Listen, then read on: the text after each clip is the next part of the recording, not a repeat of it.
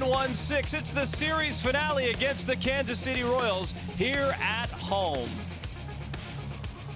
Hello again, everybody. Alongside my broadcast partner, Dallas Braden, I'm Chris Carey. DB, the man taking the ball for the A's, Jeffrey Springs. Last two starts a little shaky, but his first four, he was excellent. Looking back to get to finer form once again. You're absolutely right, partner. Came out of the gate hot, scorching, really. Unfortunately, the last two starts have been a bit of a hurdle that he needed to clear. Kind of stumbled over that hurdle. And I think when you're talking about some of the lineups that he faced, there's some talented lineups, some young, talented lineups. And I think mainly that White Sox outing. There's some power laced up and down that lineup, and that's what I think showed, because there was a lot of damage. 5 long balls, 11 earned runs in 11 innings pitched over those last two starts.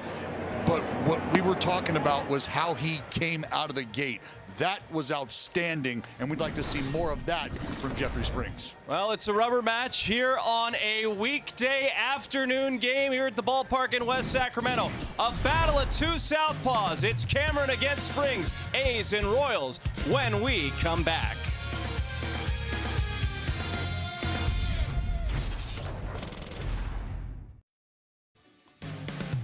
This telecast is brought to you by Toyota. Class-leading MPG and more hybrid models than any other brand. Toyota, let's go places.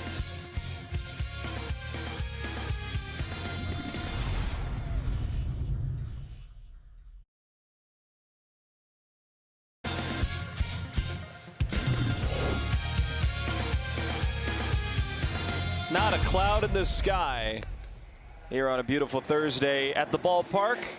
Today's game time weather is brought to you by Santa Cruz Beach Boardwalk. And Dallas again treated to another great day. 76 degrees, 10-mile-per-hour winds, very comfortable. The sun is out, people are happy and hoping for a series victory for these Athletics led by Jeffrey Springs today. Left-hander with a little spring in his step. It is another gorgeous day for baseball. Saw a few youngsters out here at the ballpark playing a little hooky. We're not telling on anybody though, Chris. Love to see the kids at the yard on a weekday. Here are the Royals. Garcia, Witt Jr., Thomas, and Perez. Then Lofton, Starling Marte gets the start with Carter Jensen DHing Isaac Collins and Elias Diaz. We got ourselves a southpaw showdown this afternoon. Jeffrey Springs on the head side of this coin. 7th start of the season for Jeffrey. We talked about what a tremendous start the left-hander got off to. And I think after watching Severino hot knife his way through this buttery lineup of the Kansas City Royals last night, you got to be ready. You got to be anxious, really chomping at the bit to back that up with a equally as good outing. And I think the left-hander is poised to deliver. Here's the defense behind Springs today. Cortez in left, Butler in center, Thomas in right. Darryl Hernandez gets the start at third, Wilson and Geloff up the middle. Then Kurtz at first with Austin Wins in harness for Jeffrey Springs, making his 7th start of the season. Springs is set to go. And here is the first pitch. Line drive into right center field. Moving over to cut it off is Thomas. He slips and drops the baseball, and Garcia is into second base with a leadoff hit. Well, what I like about it is that Jeffrey Springs has come out of the gate attacking. Fastball up out over the plate. Garcia on the first pitch of the ball game, not afraid to expand the strike zone a touch. That ball was elevated slightly out. You see Thomas kind of peeling out there, and Garcia, and I think just combination of how hard the ball was hit, where it was hit, it'll probably go a double, and it does.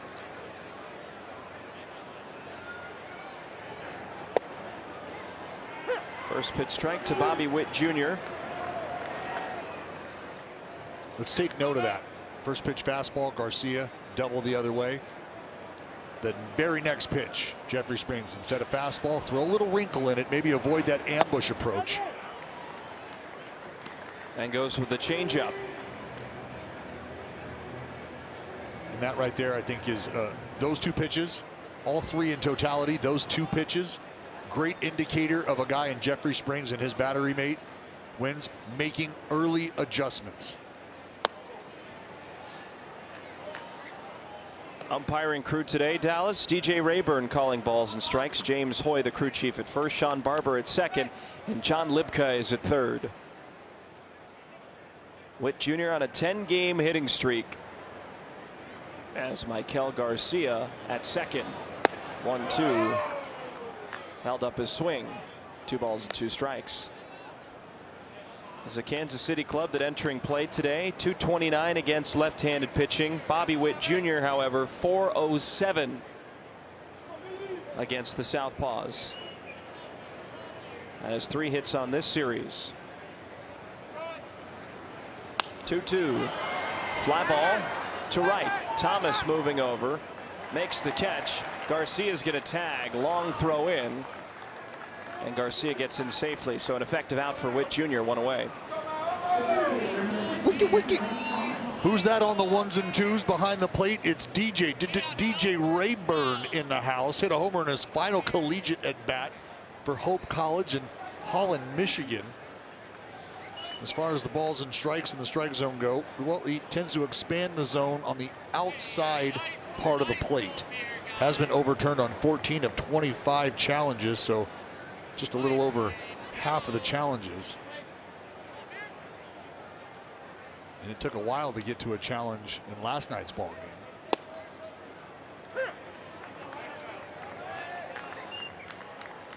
First pitch strike to Lane Thomas, who started in all 3 outfield spots this series, and he's on a 3-game hitting streak. Started game 1 in left, game 2 in right, and now in center for the finale.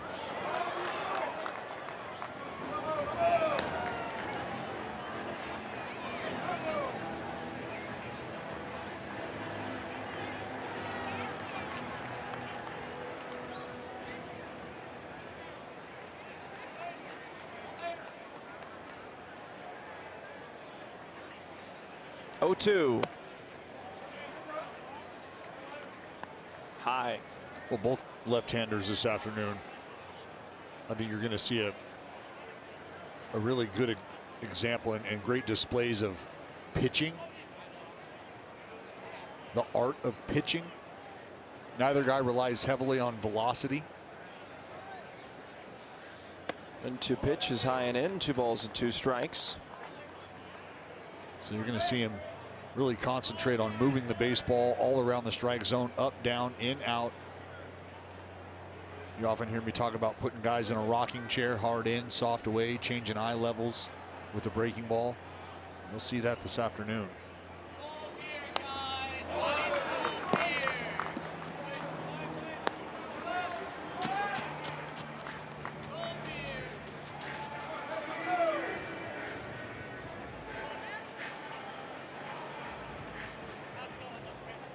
See that no 2-7 record in series finales. A's hope is to make that 2-8 by the end of this game.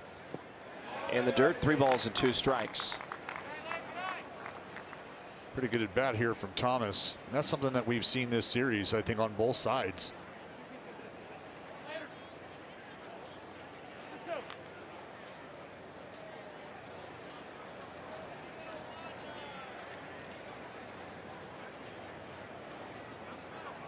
.3-2. Fouled back. The Royals are 3-11 away from Kauffman Stadium. But they've been battling recently, much like Thomas in this at bat. This is what you call grindy, partner. But you can see where Jeffrey Springs has decided to stick with the fastball, throw a little wrinkle in there late. There he goes back to that slider. So now 6 fastballs and 2 sliders in this sequence.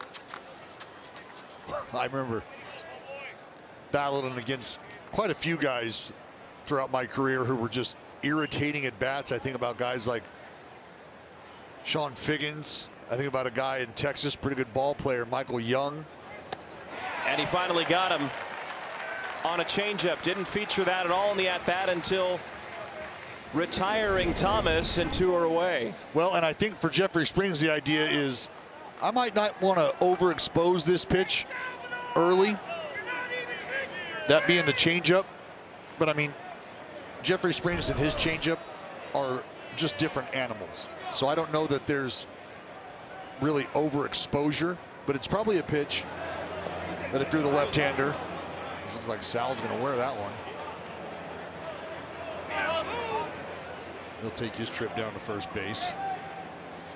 See if this catches the big fella. That big leg kick to load up right on the inside of that back right foot, the big toe.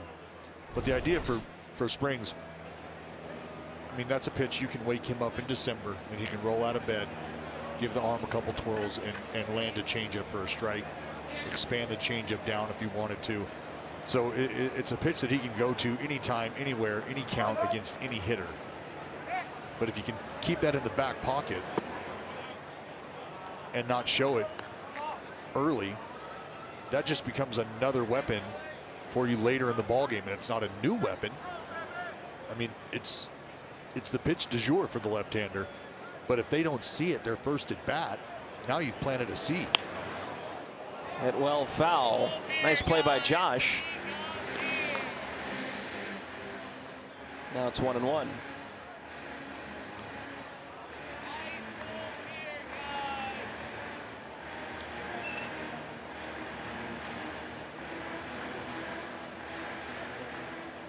Salvador Perez at first, Michael Garcia at third. 2 away. Runs it in on Lofton on the fastball, 2 balls and a strike. On the series, Lofton 0 for 4. Did not appear last night.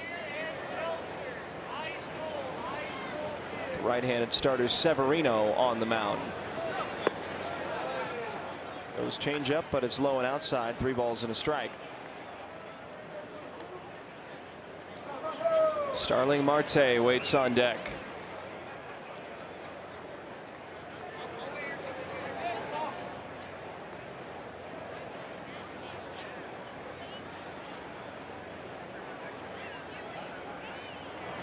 Three and 1. Thought about pulling the trigger. Changeup finds the zone. Now 3-2, and Perez at first will have a head start with the pitch. But I think there's a chance you might see another one here. Just try to put this inning to bed. Payoff pitch. In the air to left. Cortez on his horse by the line. It goes into the seats. And indeed, it was another changeup. And that's what I mean. You know you can go to that anytime you're in trouble. It's a safety blanket of sorts, speaking from the perspective of a changeup artist.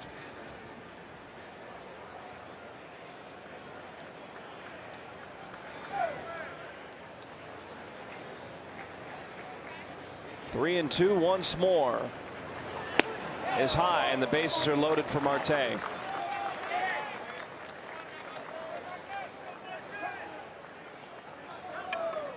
Well, it looks like we're going to have a little chit chat. This meeting on the mound is brought to you by the injury attorneys of Ashton and Price. Pitching coach Scott Emerson on out. And I think this is just a matter of getting back on the same page here. You know, we've seen some early shakes, making sure that we've got the game plan in place that we're looking for. You got a tough hitter in Marte coming up right now, who I know A's fans are familiar with. But watching Jeffrey Springs kind of roll through the Rolodex of pitches a couple times, trying to land on the right selection. This is where you just want to double check and make sure that we're locked in. DB, look at the last 2 starts for Springs, and the 6th inning performance in Texas that yielded 4 earned runs. It wasn't a bad performance. It just was not like the first 4 performances. And then, of course, the start against Chicago, where 7 runs went under Springs' watch. They didn't have many walks. First pitch is going to be challenged here by Austin Wynns. The catcher is challenging. Yeah, Wynns all over this. I mean, that looked like a pretty good pitch, if you ask me. Yeah, that's a hee-haw. Pitch to strike. 0-1. ABS powered by T-Mobile. Paint. And look, I mean, pretty high leverage scenario here. First inning of the ball game, bags juice, nowhere to put Marte. Had to wait a very long time for the first ABS challenge of the game last night. The top of the first inning today, you see the first deployed, and Austin Wynns is successful. Now Marte behind it 0-2 with the bases loaded. Springs wind up and pitch 0-2. Lined into right, a base hit. A run will score. Perez held up at third. Strong throw in. And the Royals will move station to station, opening up the scoring in the first.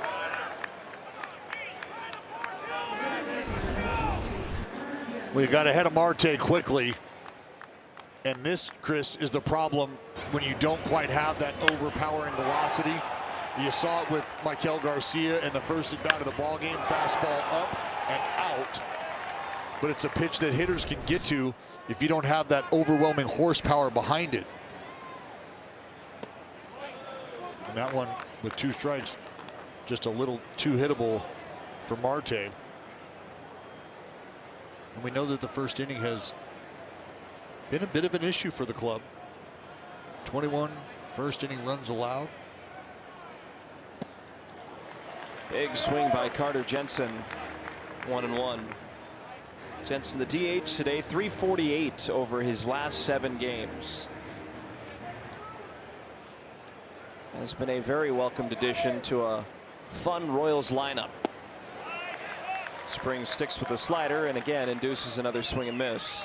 Well, he's going to have chances like this to see the left-handers, especially if you're trying to give Salvador Perez that day off. I mean, think about it. You've got Carter Jensen in the lineup, catcher.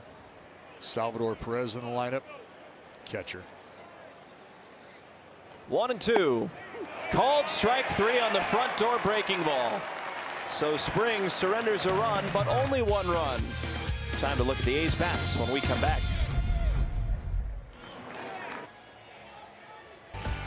Well, the Royals lead 1-0. We'll take a glance at the A's lineup, looking to respond here in the bottom of the first inning. It starts with Jacob Wilson, and then the DH Shea Langoliers. Nick Kurtz will bat third, then Colby Thomas, the cleanup man. Hernandez bats fifth, then Cortez, Wins, Geloff, and Butler. Left-hander on the mound, the tail side of this Southpaw showdown this afternoon. Noah Cameron, 6th start for the left-hander. You see the numbers, ERA just north of 5 over 26 1/3 innings for Noah Cameron. First pitch down to Jacob Wilson as we start the bottom half of the first. Noah Cameron coming off an outing against the Halos. Longest outing of the season, 6 1/3 innings. Chalk up a quality start, 3 earned runs. Punched out 6. Noah Cameron does have a walk in each and every start this season. At least a walk, I should say. Issued 3 free passes last time out. So I think you'll see what we saw with Jeffrey Springs on this side of things. You've got some guys who put together really good at bats, like you're watching Jacob Wilson fight right now. Wilson's on a 4-game hitting streak, has batted .310 against the Southpaws to start this season. 9 for 29. 3 doubles and 6 runs batted in. 2-2, yanked foul. Defensive alignment for Kansas City today in the finale. Let's start in the outfield. Isaac Collins in left, Lane Thomas in center, the Gold Glovers Starling Marte in right. 2 more Gold Glovers on the infield. It's Garcia and Witt on the left side, Lofton and Perez at second and first respectively, and Elias Diaz behind the plate for Noah Cameron. 2-2, punched into right. Leadoff base hit for Wilson. We've seen that time and time again this series. Go to work, Willie. Go to work. And you'll see where this pitch is located. Up. The leadoff double to start the game for the Royals. And Michael Garcia fastball up. The ball hit to right field that scored the Royals' first run of the game. Fastball up. And I talked about the trend between these two left-handers on the mound, being that they're not going to overwhelm you with horsepower. So that's where the command and the location becomes paramount. And if you got guys throughout both lineups. Ground ball beyond the reach of Garcia. Might have clipped off of his glove. Wilson to third. Langoliers into second base. And the A's are cooking something up in the bottom of the first inning. Well, we know these first two hitters in this A's lineup have led the charge in terms of multi-hit ball games this season. And both guys on base early here via knock. Garcia can't get the glove all the way down in time to slow down that ball off the bat of Shea Langoliers, who's going to motor on into second, no problem. Jay Willie going to cruise into third. And you're right, the green and gold starting to cook a little. Kurtz will take 1 ball and no strikes. Well, Wilson was on a 4-game hitting streak, got a single, extended his hitting streak to 5 games. Langoliers on a 4-game hitting streak, gets a double. Now he's on a 5-game hitting streak. Here's Kurtz ahead in the count. And a big cut, 1-1. You saying we're going streaky?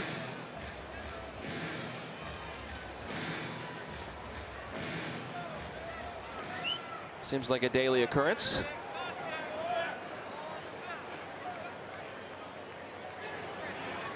Cameron from the stretch, the 1-1. Outside, 2 balls and a strike. Kurtz, .359 hitter when the sun is out this year. Has 1 hit on this series. It was an RBI double last night.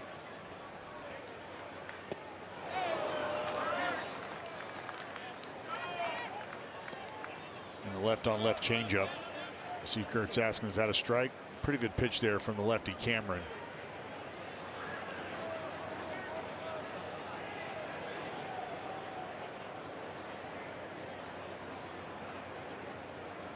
Two and 2. And a slider does Kurtz in for the first out.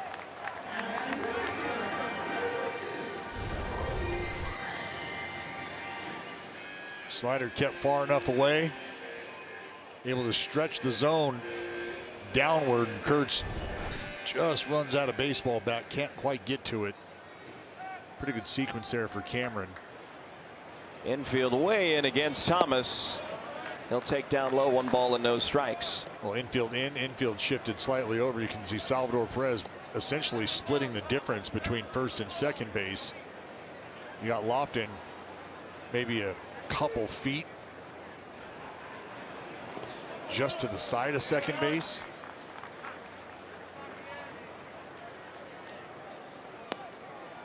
Well, Colby does like to get big at times. A 2-0 count against a lefty.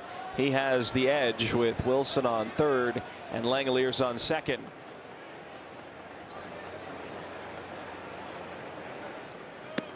But he'll take 3 balls and no strikes.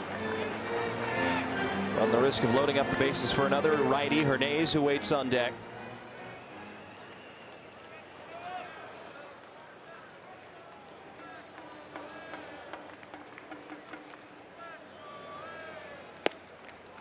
.30 called strike. 3-1. Pitch right at the very top of the strike zone. See what Cameron has at 3-1. Here it is. Thomas takes, and Elias Diaz is going to challenge. I think Colby Thomas put the peepers on him. That ball looked down. ABS is powered by T-Mobile.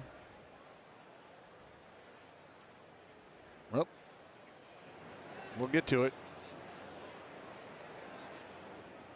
I think he's. Pitch was a ball. Kansas City has 1 challenge remaining. There you go.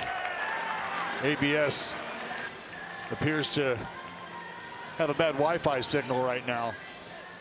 But in the event that that happens, DJ Rayburn will communicate with us. Take a look at the pitch.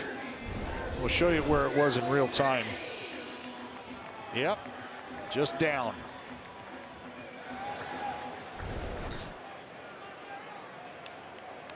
Royals down to just 1 challenge here, still in the first inning.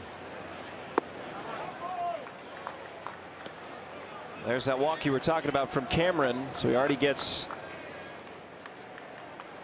or gives a free pass. Hernandez, the bases loaded. Wilson at third, Langoliers at second, Thomas at first. That's lined through for a base hit. Wilson will come home to score, and Langoliers stops at third. Garcia might be hurt. He's grabbing his wrist area. Well, Chris, it looked when he went down to field this ball, not sure if the glove got caught and then just sort of collapsed. But he went down in a heap of pain. Little cutter slider that stays up. Darryl able to turn on it. And I think initially you'll see here from Garcia right off the thumb. So it has nothing to do with the glove jamming, but this ball hits right off the thumb of Michael Garcia.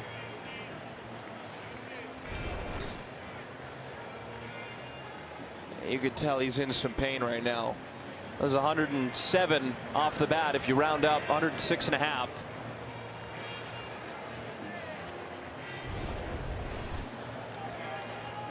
Well, he's in a lot of pain, and you can see where that hit, and it's a combination. I mean, there's not much padding right there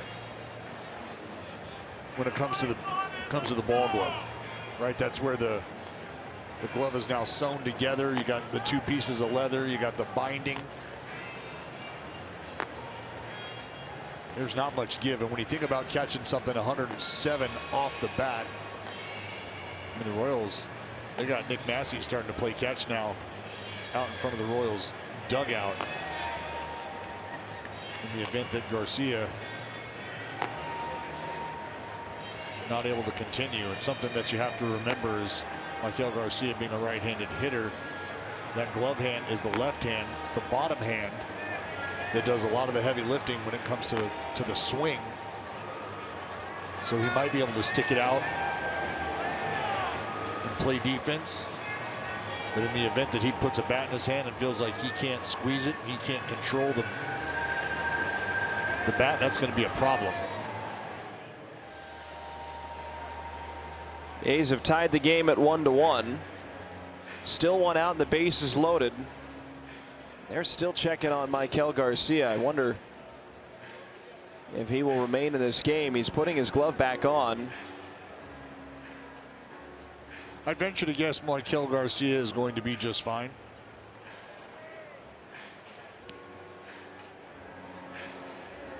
He might have to play a little catch here. I think it'd be important to see if he can receive a ball. That's what they're going to do.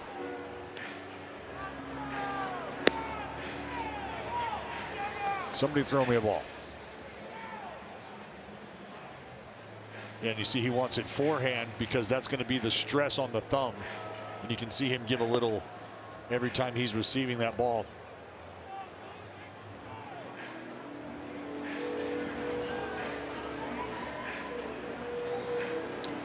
It's been a strenuous inning for both left-handed starters. 50 total pitches. 20 for Cameron, 30 for Jeffrey Springs. And we have 4 outs recorded here in the first. It's been a while. You like that? Sure, I'll go karaoke with you.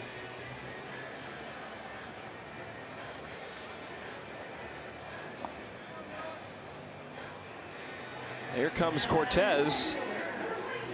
It's been a question that many have asked about Cortez, possibly the way he's played, getting an opportunity against a left-hander, and he gets it here and now. 400 average. Hit the cover off the ball, and he's 4 for 4 against the Southpaws this year. Well, we've talked about Cortez and his ability to get to the baseball. I just want to show you where he's going to be set up. Check out the back foot, and you can see where he's at in the batter's box. And the idea is he has no problem letting the baseball travel because he can get to it at will. Time now for StatCast, powered by Google Cloud. 26 hits under the belt for Carlos Cortez, and look at these, folks. This is what I'm talking about. Where he's able to get to the baseball, how far he can let it travel and still get to it. And the reason you're able to hit balls essentially off your belly button like this, I mean, this right here, this one, this one, this one, these are all pitches that are about as deep in the strike zone as it gets. 1-2, called strike 3. Cortez is out looking. Don't see that very often. And 2 are away for wins. Cameron able to dial up a slide piece. See it lock up Cortez, and you're right.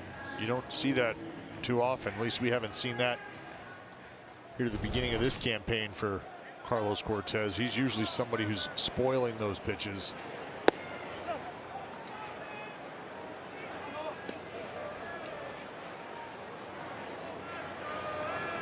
Wins has his first appearance of the series.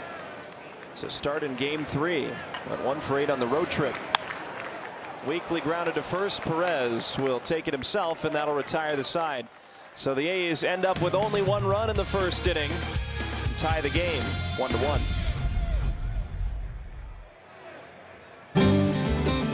Today we're proud to recognize United Cerebral Palsy of Sacramento and Northern California.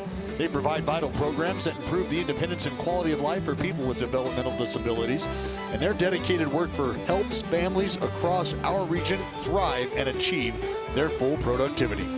Learn more about their impact at ucpsacto.org. That's ucpsacto.org, or follow them at UCP Sacramento. 1-1 the score. Top 2. And it's Isaac Collins, the switch hitter.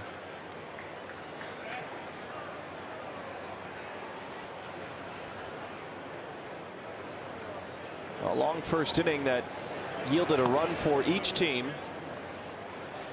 He's had the bases loaded and just 1 out. Hernandez was able to drive home a run, then 2 quick outs for Noah Cameron to keep the score even at 1 apiece.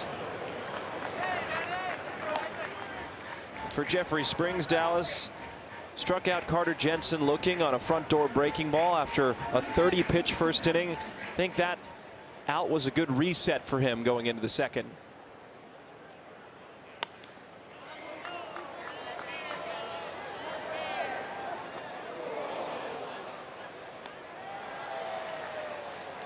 The idea of still being able to get out of the spot that you found yourself in, just 1 run pushed across.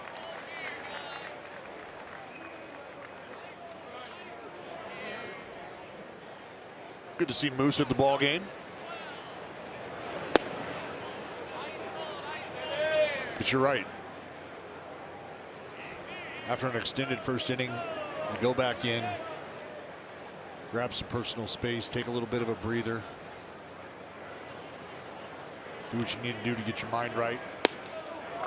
And get back out there and get after it. And I think, some of the meetings that you have in between innings are just as important, if not more important, than some of the meetings that you end up having on the mound. 3-2. Line shot caught by Hernandez. He's made a couple quick jumping catches in this series. That was 110 off the bat, and he's able to handle the rocket. Well, that's a great shot right there. You can see Darryl locked in on home plate, and I've talked a lot about, guys at third base. You don't watch the pitcher, and you don't watch the baseball into the hitting zone, because by the time it gets there, you're going to have a tough time picking up a linear like that, 110 off the bat. And that's going to be on you quickly, and good chance that ball is going to be by you, or unfortunately maybe off of you if you're not ready. But you saw the pre-pitch setup for Darryl. Elias Diaz gets in the air to right. Colby Thomas comes in and makes the catch. 2 away.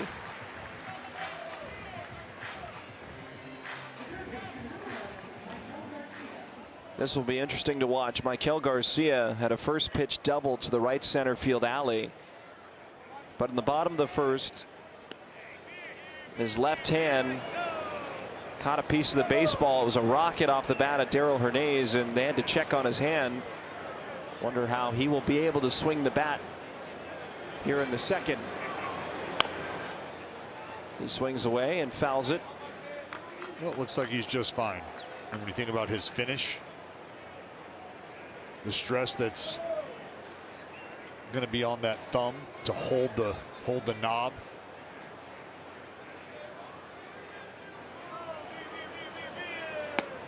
You know, that's part of why when playing catch with Salvador Perez, he wanted the ball to the forehand side. You feel the pressure of the baseball entering the pocket of the glove and that thumb being pushed back. Do you feel anything? Outside with a changeup, 2 balls and a strike. I think when he got back to the dugout after Cameron got out of the inning, they had him start doing some dry swings just to make sure. Well, it's something that you instantly go up and do. You grab the bat and you just want to feel, is my grip there? How am I going to feel about getting this bat moving through the zone? Hit well to left. Cortez going back, leaping try, and it is gone. Garcia admired it for a good long moment. His 3rd home run of the season puts the Royals back in front 2-1.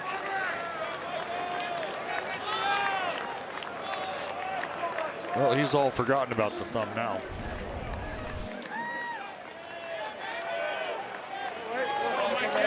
Breaking ball, elevated, middle.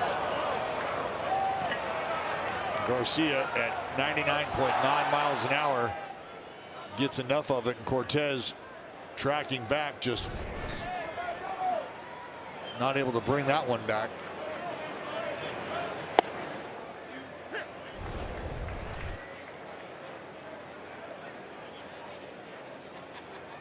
Not quite.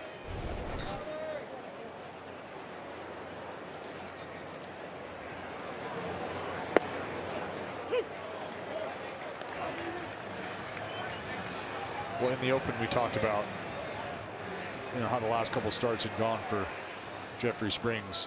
Over his first 4, not nary a homer to be found.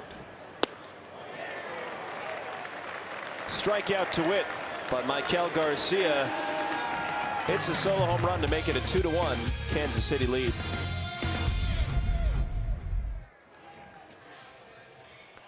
Welcome back. Time now for Wire Cam, brought to you by Defy. Just another gorgeous day here at the ballpark, and I'm sure at some point in time that camera's going to fisted into shallow center on the run. Into right center is Thomas to make the catch. 1 pitch, 1 out for Cameron. The camera will pick up some of the kiddos that were here at the ballpark today. We had a chorus of 4th graders who delighted us with the national anthem before the ball game.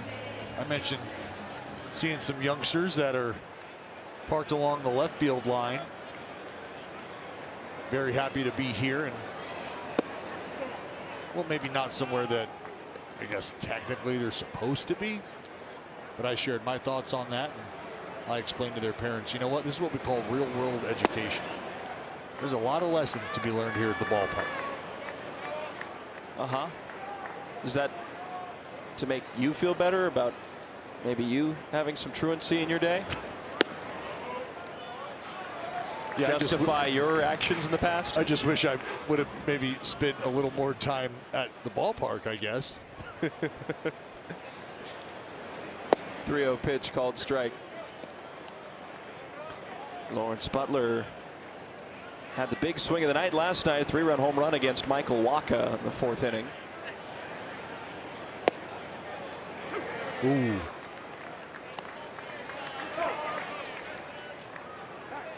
Now 3-2. And he leaned on that baseball. Made it a 4-1 advantage. Eventually the game ended at 5-2. The A's won game 2. 3-2 pitch, sprayed foul. Let's take another look at that long ball. Zone 4, stand up and lean back.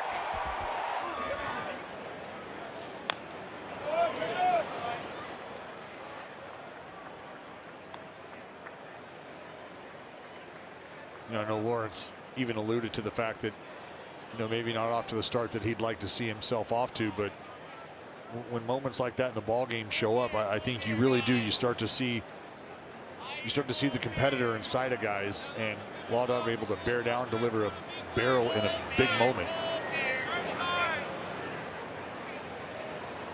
3-2. Check swing. He didn't go. He lays off. Good plate appearance by Butler, drawing a walk, passing the baton to Wilson. Chris, give me at-bats just like that help continue to build the confidence for a hitter. Right? You're able to lay off pitches that you can't hit or can't get to in the moment, albeit strikes, kind of like that cutter that was tight inside. But then you can spoil a pitch, and then the discipline shows up again. Wilson again to right, drops it down for a hit. Wasting no time whatsoever, and a multi-hit game, and we're in the second inning for Wilson. That's now his 15th multi-hit game of the season. And again, pitch up and elevated, out over the strike zone. And if you're going to give Jacob Wilson an opportunity to punch you to the right side, you better believe he's going to take it. Colossal gap in left center. Langeliers takes. Remember, Shea is at the top of the pack with Guerrero, Baldwin, and Alvarez with 39 hits. So 40th would be nice here. Laced into left, that's a base hit. It'll go all the way to the wall. Butler comes home to score. Wilson will be stopped at third, and Langeliers now has a multi-hit effort. A pair of doubles for the A's DH today. Just how the ball game started for the Athletics. It was a leadoff knock for Jay Willie, and then a double by the backstop Langeliers, who bangs this double down the left field line once again. I mean, you're just watching Shea do a phenomenal job of picking out pitches that he can drive, not just handle, but handle with authority.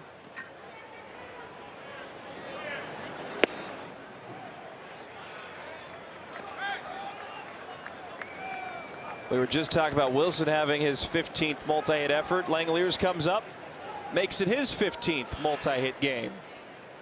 1-0 pitch, line drive into right center. That's going to drop down and go all the way to the wall. Wilson scores, Langeliers scores, Kurtz into second base, and the A's have their first lead of the afternoon. 4-2. At the beginning of the ball game, I mentioned the left-handers in the lineup for the Athletics specifically being what to watch for, because you wanted to see the quality at bats, understanding that there's been some struggle against the left-handers. But Nick Kurtz absolutely torches this baseball.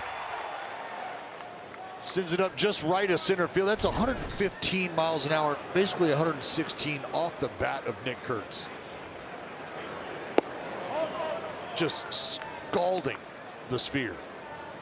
25th straight game reaching base safely for the first baseman. Now Colby, who drew a walk, fouls it away, 1-1.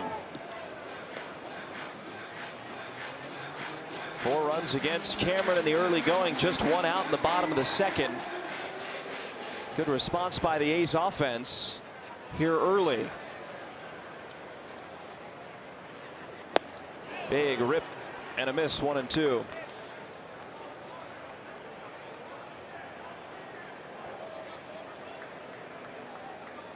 You know, look, simply put, Noah Cameron has struggled against left-handed hitters.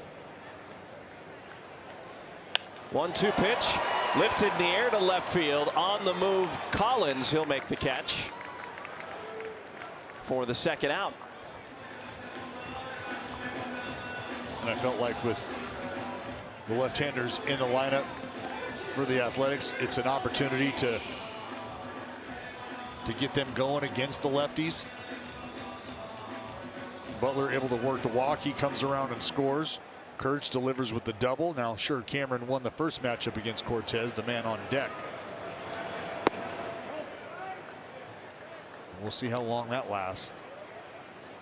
Didn't win the battle against Darrell Hernandez, who had an RBI single to drive home the first A's run of the game back in the first.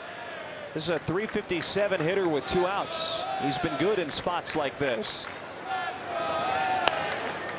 Spins it back foul, 1-1. But this inning, biggest thanks I think you have to give is to Lawrence Butler, drawing that 1-out walk, setting up the top of the order for a chance to move the runner over. Then Langeliers drives in a run. Kurtz comes up, drives in the other two. With Jacob Wilson at the plate with guys on base, that becomes a very dangerous environment to pitch in, because you've got a hole open defensively, and it's really to his strength, right? Shooting the ball the other way. Should he get on second base, obviously a high contact guy. So now you're talking about a guy in Jacob Wilson who can put the ball in play at will, who's really honed in on making sure he's putting together a quality at bat, but with the ball in play. I mean, the objective is to at least make a productive out. 3-1, grounded the other way, moving over, Lofton gloves, throws to first. Perez can't handle it. Kurtz comes home to score. Hernandez into second base, and the A's played another run. Put the ball in play, good things can happen. And Hernandez brings home another. Well, this is a tough play for Lofton. He's got to range a long way to his left. I mean, it was going to be bang, bang at first base.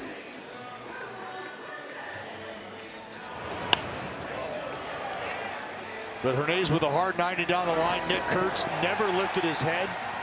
Came all the way around third. Not until over halfway home does he pick it up and realize, I'm going to be safe. We're going to keep this inning rolling here. Royals not able to play catch, and it's cost him. So here's Cortez swinging away on the first pitch. And how about that, Chris? 2 out of the 3 left-handers, Cortez being the third that Cameron will see this inning. 2 out of 3 have gotten on base and come around to score. For Hernandez to single with an E4, no RBI. Big cut by Cortez, 0-2. Either way, the A's played another run and lead 5-2, a 3-run lead. This is the exact score line that last night's game ended with.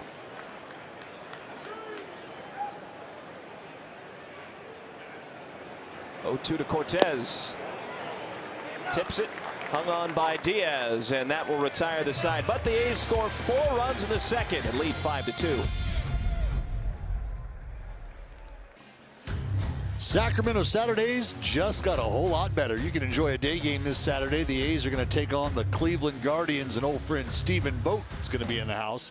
You can score an exclusive Sacramento basketball jersey giveaway presented to you by Red Hawk Resort and Casino. Show them the pipes, Rock.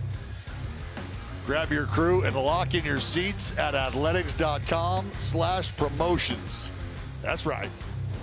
Let them know. Sending you out there to the outfield. Gonna have a bicep contest with Rock. Probably gonna lose that one, folks, but keep trying. Wonder if we could, if it gets hot in the summer, maybe get a broadcast with the tank tops on. I mean, to look good. I mean, that's a very indirect way of asking me to take my shirt off. Well, you know, I'm only human. Butler loses his cap, and the Sun makes the catch, 1 away. I'll tell you what we can do, Chris. I got a nifty little cutout of you right behind us here. Probably slap that bad boy on that. I think that'll do everybody a favor. You get to keep the shirt on and the tank top goes on. You know, I showed up here on Tuesday fully expecting it to be the normal booth and everything, and then I see you and me in cardboard cutout form, because all of our production crew, they actually have to work. They show up here early. We just kind of come in whenever. And I actually was legitimately frightened at how I looked.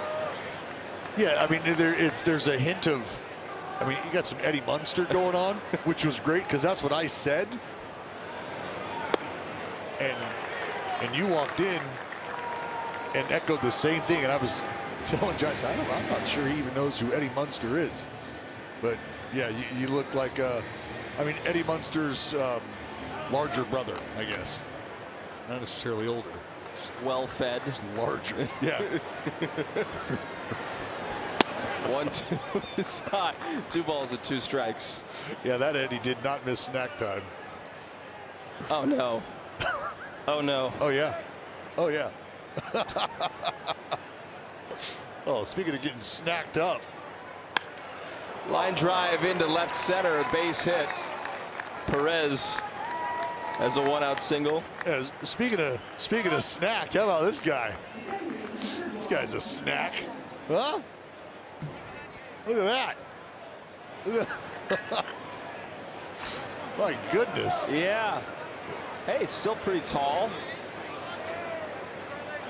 You do have a twin, right? Yeah, I think the face might be a little distorted. Maybe I'm lying to myself, but yeah, I think you're lying here. That's not a shadow. It's uncanny. That's not a light. That's not a lighting problem, my friend. This is not helping with my ego that we have one of these. Oh man. What a look. Yours wasn't half bad either. So it's Lofton, 1-0. In the air to center. Butler drifts back and makes the catch. Glasses gleaming.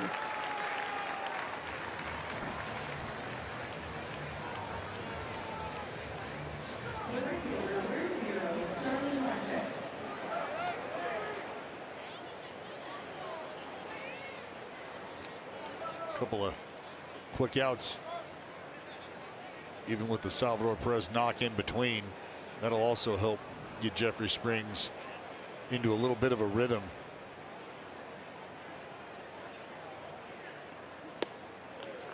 Breaking ball or changeup. Excuse me, swung through and missed. 0-1. Marte had an RBI single back in the first inning. Waited a while to sign with the Royals. A 1-year, $1 million contract on the 2nd of March. After his long tenure with New York Mets. It's a bold move there. Taking on the sun. No lid, no shades. Looks like he's doing fine. 0-2 pitch away, 1 ball and 2 strikes. I mean, that is a decision. Yeah, I should be fine. What's going on? Can you see?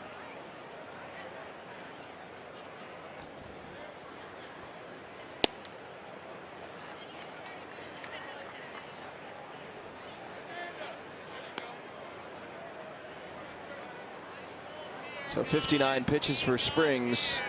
He will have to throw a 60th in the 3rd. 1 on and 2 out. Scoreless inning would be desired here. 2-2. Fouled away. Especially considering the way the offense is performing now. They've seen Cameron very well through the first 2 innings. Scored 5 runs against the left-handed starter. Well, what you want to do here, I mean, we're just in the 3rd inning, pitch number 60 on its way. You'd like to be able to get through about 4 innings with that pitch count. And that's why I felt like if you can get those quick outs, you get yourself back on track. 2-2, grounded through for a base hit into right. Marte again an opposite field single. And the Royals have 5 hits against the southpaw here in the early going. And again, you see where this pitch is. Way out. I mean, that's probably 3 inches or so outside of the strike zone, 4 inches. And Marte just going to slap it through the right side.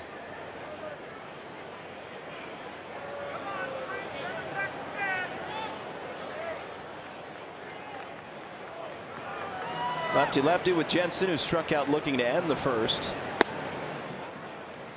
Pitch out, 1 ball and no strikes. And the good news is it is Salvador Perez on second base.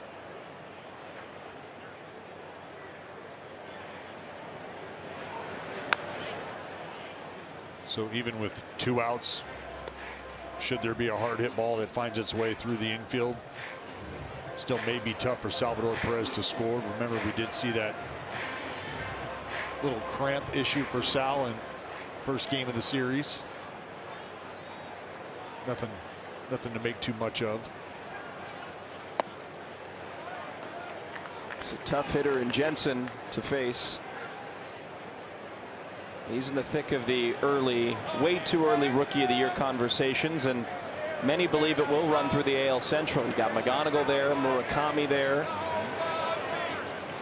Carter Jensen, Chase DeLauder, Bazana if he hits. I mean, McGonigal's an animal.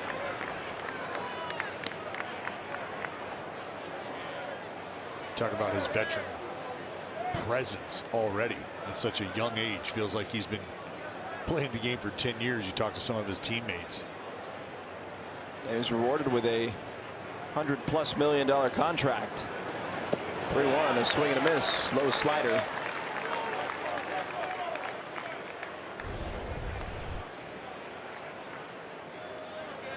Little slide piece. Just gets a wave and a miss from Jensen. Both runners will get a head start. 3-2, 2 out. Payoff pitch. Jensen goes down on strikes. Springs able to work a scoreless third. Scoreline remains 5-2 A's.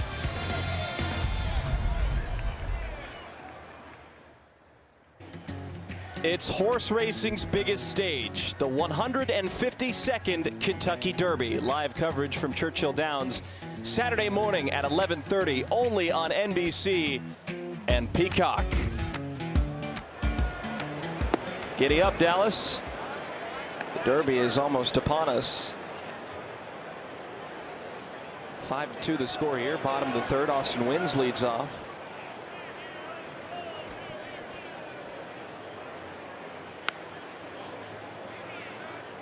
Well, saw Springs kicking around on the game mound a few different times. Don't want to make much of it. Don't know if there's something kind of nagging, but looks like Medina playing catch right now. Wynn strikes out. One away. Is there anything you notice from up here? Well, I noticed, you know, maybe some slippage, and look, because everything we do on a baseball field, and I mean any athletic endeavor, you are connected to the ground, whether it be the actual earth, the court, the ice, however you want to look at it. But all of your movements, the kinetic chain starts from the ground up, and anytime there's any sort of instability can lead to apprehension. Apprehension can lead to starting to guard yourself. And if you're not moving freely and comfortably and confidently, now you can see how you start to apply constraints to yourself, which is never a good thing. Geloff behind it, 0-2. Pop this one up.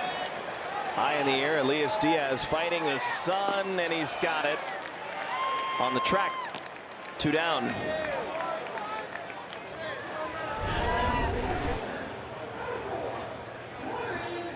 Diaz, no sunglasses, fighting it. Seen another guy fighting the sun today. I was gonna say, he's taking a page out of that guy's book.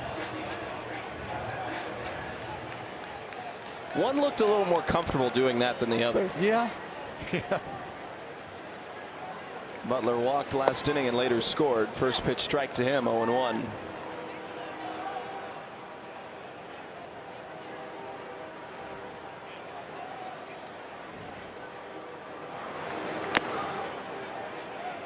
Now 0-2.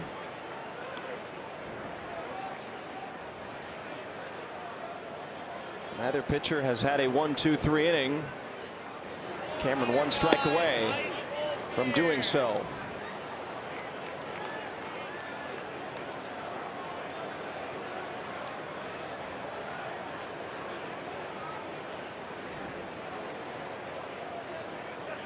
One-two pitch, spoiled foul.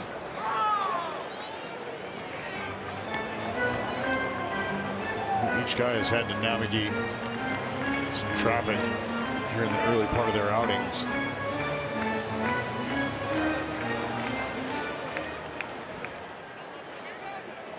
Wind up and pitch. Lawrence on it enough to push it foul.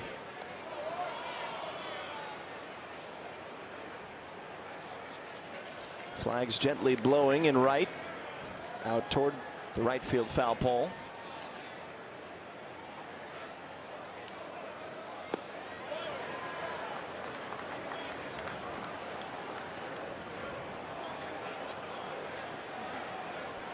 Can't get enough of the aerial shots for the game, during the game, sometimes after the game.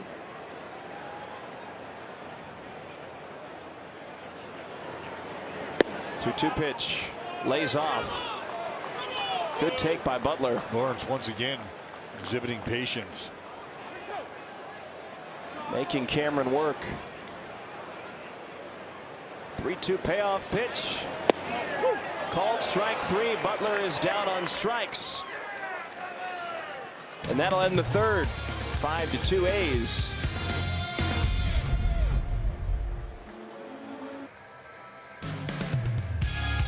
A's baseball is brought to you by Law Tigers, Northern California's motorcycle lawyers at lawtigers.com.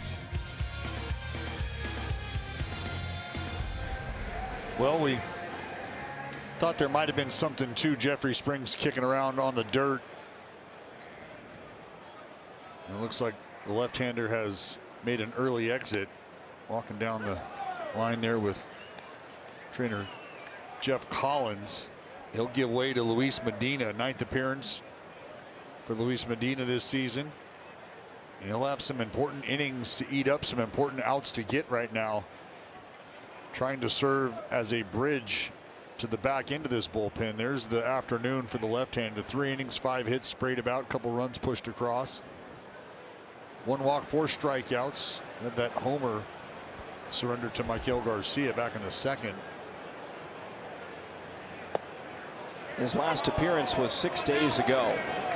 The 24th in Texas, went an inning. You gotta talk to me. You got challenges left, right? You got challenges left, right? That's twice in this at bat. He can tap his helmet. Oh, I love it. DJ Rayburn says, I am not taking any song requests. You want to sing? How about you tap your helmet, tell your guy. You got challenges left, right? You got challenges. Well, they have 1 left. Which may be the reason why Matt Quatrero was keen to not let that one get burnt in the 4th inning. Well, I love the response, though. And I totally understand where the umpires are coming from. 2-2. Hit well to center. Butler slows right in front of the warning track and makes the catch, 1 away. You know, I played against a guy, now he's in a different league. Not like we played against each other a whole lot, but Madison Bumgarner, old Mad Bum, was a guy who would love to sort of loosen the umpire up early, if you will. Close pitch early in the ball game. I'm talking 1st inning. He doesn't get the call. He's going to bark at you. He's going to let you know about it. He's going to stare you down. And that was just to kind of see if he could start to massage that strike zone a little. And you feel like, well, if you've got the dirt under your spikes that Madison Bumgarner did, you know, your voice is a little heavier, carries a little more weight than some other folks who might want to do that. And I think a lot of folks and his teammates, Buster could probably speak to this, Buster Posey, felt like, you know what, may have bought him some strikes, may have bought him a little help as you work through the ball game later. And not saying that the umpires were intimidated by any means, but just feel like, hey, if you're going to be chewing on me all game, you know, is that something as an opponent you like to see? Because you do, you feel like, is he getting the calls? Oh, buddy, glove down, Josh. Let's stick your nose in it.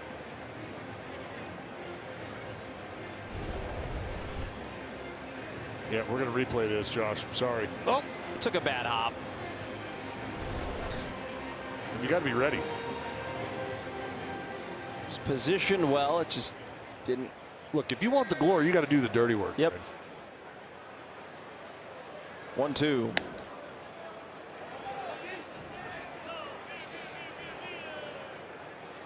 But the idea is, as an opponent, you see the pitcher out there chewing on the umpire. You don't necessarily want to see that because you have an idea of what he's trying to do.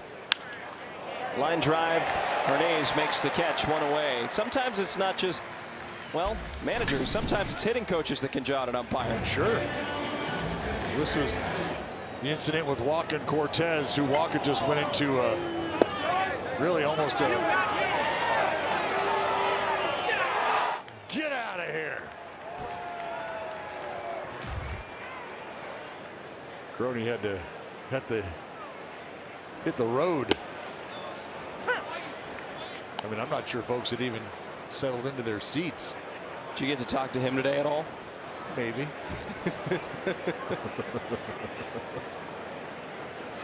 You know, there's some other fellas down there in that dugout who it might not reflect on their overall what I'll call fight record, meaning how many times they've been ejected compared to how many times they may have gotten some other folks ejected based on their ability to be fairly tight-lipped when they're sharing emotion. Grounded the other way. Up the right field line. Garcia taking a turnaround first. Colby Thomas the gun into second just late. Michael Garcia has his 3rd extra base hit of the game. 2 doubles and a homer now.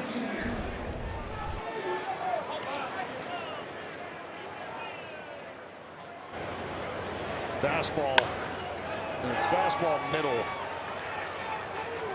And Garcia stays inside, cuts the baseball in half. Hard shot down that right field line. That thumb clearly not an issue.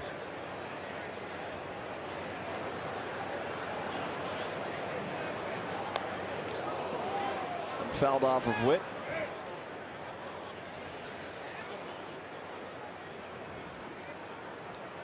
Bobby Witt continuing to roll the pole. It's his 11th double-digit hit streak of his career, most in baseball since 2022. Riding a 10-game streak so far. 4 doubles, the homers, a couple of those. We saw one here the other night.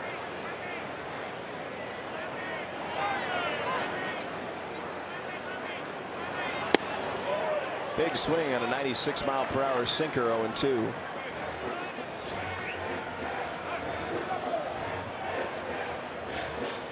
Springs sat him down on an elevated fastball back in the 2nd inning. Like Bobby Witt Jr. was just having a tough time timing up the left-hander. Now dealing with a completely different arsenal.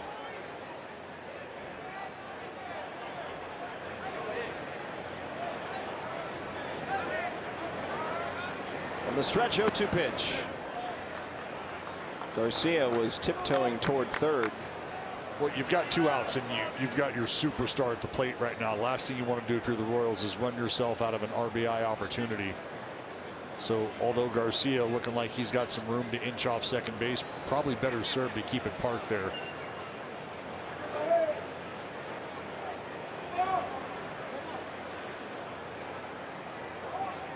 Wins told him to step off, and he does so.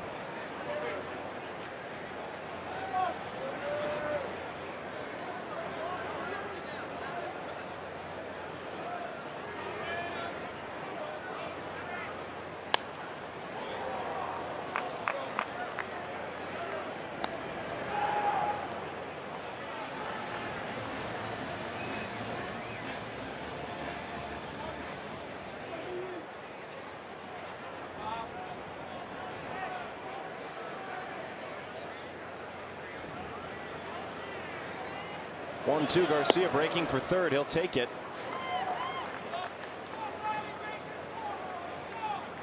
I mean, not even close. I mean, where Hernandez was at, he had no shot to get to the bag. Medina paying little to no attention to Garcia. 2-2 pitch, line drive, foul. And where Garcia now at third base comes into play, should Medina try to get Bobby Witt Jr. at some point to fish for a strike out of the zone. Look out. And should Austin Wynns not be able to get a glove on it or body up, well, that could be a problem.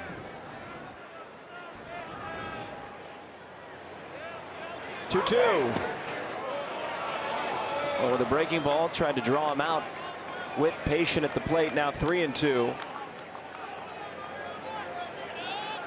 With Lane Thomas waiting on deck.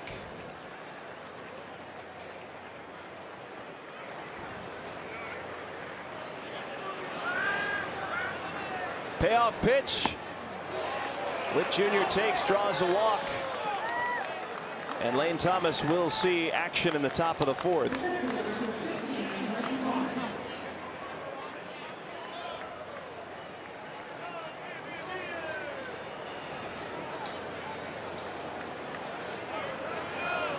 A's 4 for 9 with runners in scoring position. Kansas City 1 for 5. Or this is an A's team that left 14 on base in game 1.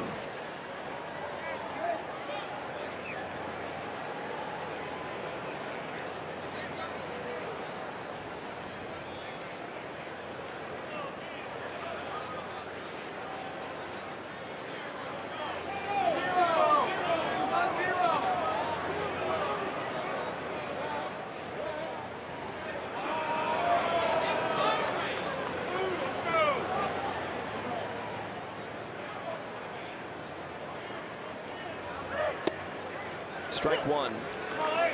Witt is always a threat to run. Stolen base machine. Just one of the best athletes the game has right now. 10 bags on the season, tied for 5th. Thomas just got hit. Now the bases are loaded for Salvador Perez. Well, good thing he got fitted for that elbow pad early. That one absorbs some of the blow. Really more off the bicep than anything. Another meeting on the mound. This one is brought to you by the injury attorneys of Ashton and Price. And simply put, this has been a point for Medina, a point of focus. And that's being able to command the baseball, because the stuff is incredible. Good sinker, four-seam fastball, breaking ball has developed and continued to working on a split. The thing is, if you're just not commanding many of those pitches, the one that you do feel the most confident in, being the fastball, then doesn't really carry the same cachet. They're not really in fear of it. They start to hunt that pitch.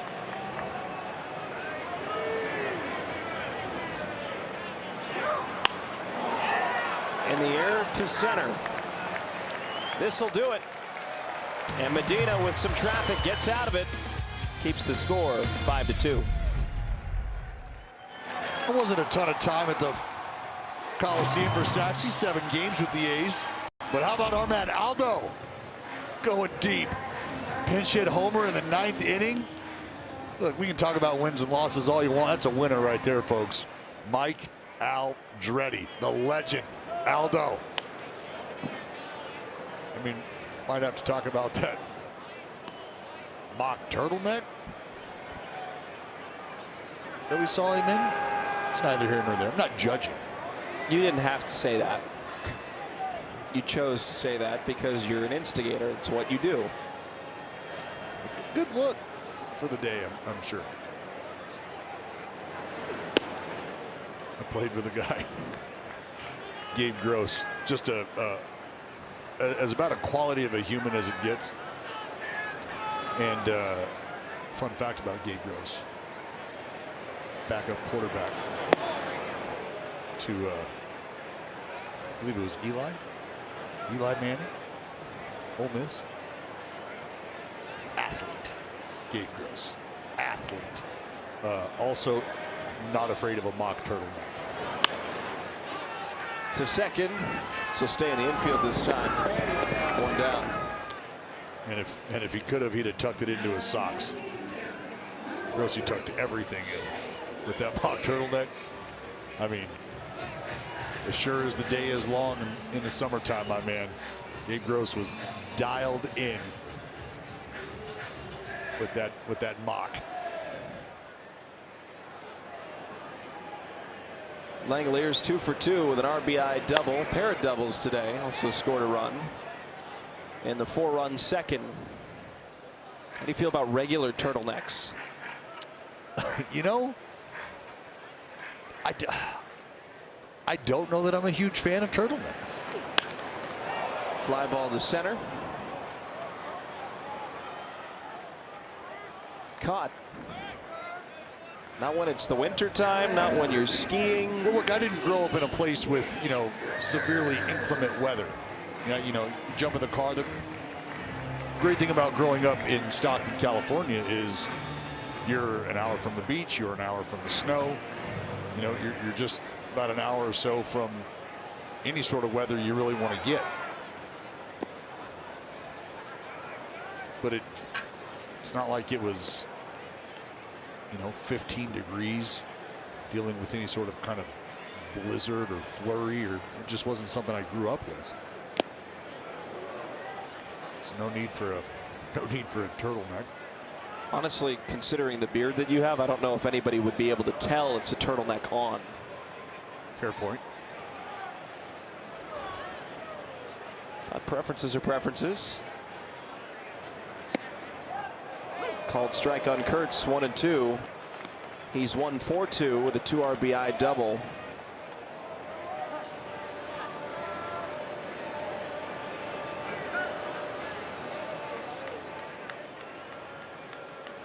Hey, what do you got there? It's like apple juice. Probably need another 18 years before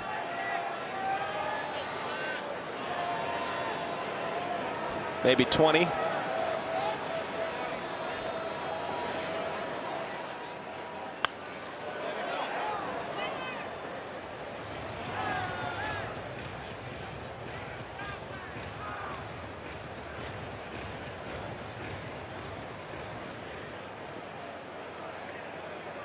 Two balls and 2 strikes to Kurtz. Fly ball to left. So stay in the yard. Collins makes the catch. Through 4 innings of play, it's the A's 5, Kansas City 2. Don't miss A's Cast Live, your go-to daily sports talk show hosted by the Wizard of A's Cast, Chris Townsend, and of course, Commander Cody Elias, streaming live 24 hours and before every weekday evening game on the A's YouTube channel at youtube.com/athletics and on A's Cast X at AthleticsCast24. Well, considering the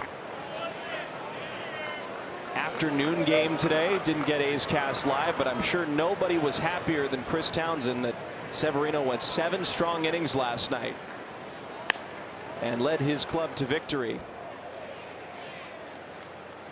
Well, it was a fantastic performance. You get 7 from Sevy. That a baby. 7 Reno.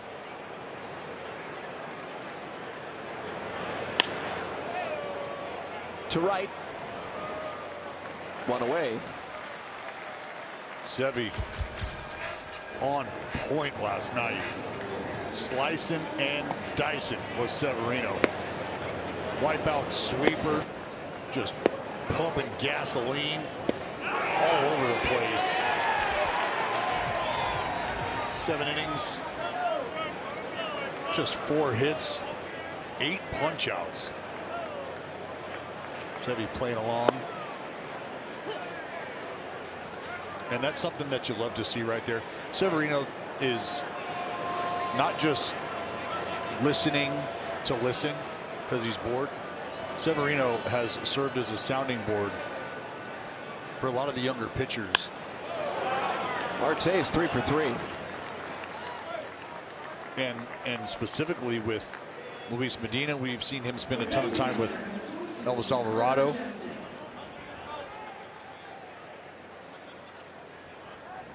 And the idea is Sevy just wants to be able to have an idea of, you know, what's happening in the moment, and now you're a part of the conversation. And in between innings, we can start to have a conversation, and like that's a great scene right there. Just a great shot of Shea Langoliers and Severino, because you can start to ask questions. You can start to really, you go any direction when it comes to pitching, whether it's scouting reports on guys.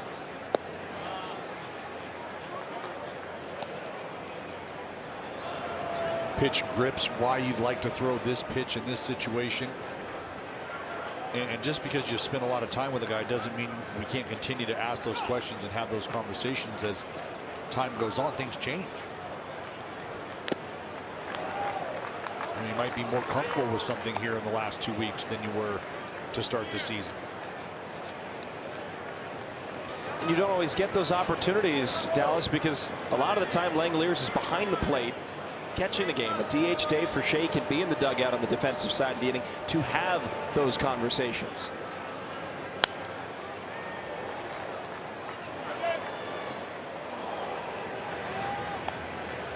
It's a very catcher-heavy day today. Langoliers and Wins are in the lineup. Jensen, Diaz, and Perez on the other side for the Royals. My man Ray Fosse would be doing jumping jacks, dancing around all afternoon. 5 catchers in a lineup, or in the ball game. 5.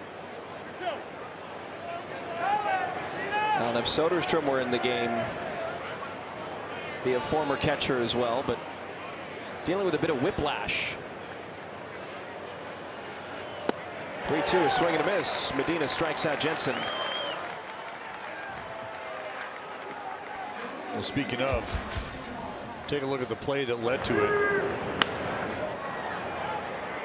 And remember, Sodi had to run a long way for this ball. Laid out, almost made the play.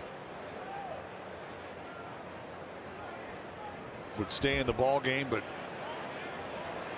not for long, would have to leave. Thought initially it was a shoulder. Maybe he just got the wind knocked out of him, but it was whiplash that Marcotte said he was unavailable to play last night. Well, I'm sure there's boxes they want to check, right? Just first and foremost, how do you feel the next day? How was sleeping? Were you able to do so comfortably? I mean, there's times where guys go to bed feeling perfectly fine. You wake up with a stiff neck. Now imagine going to bed with a stiff neck. How does that feel? Can I move around? Can I play catch? Taking swings, am I able to, you know? I mean, the head is such a pivotal part of what you're doing at the plate as a hitter. You want to keep the head still, but when you think about just your setup, right? Your neck turn, cocked a little towards the pitcher.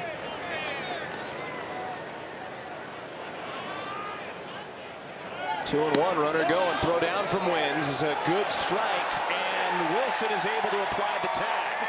Great tag. So they nab Marte, and they're not going to look at it. So Austin Wins shows off the cannon, and then the swift Jacob Wilson applies the tag.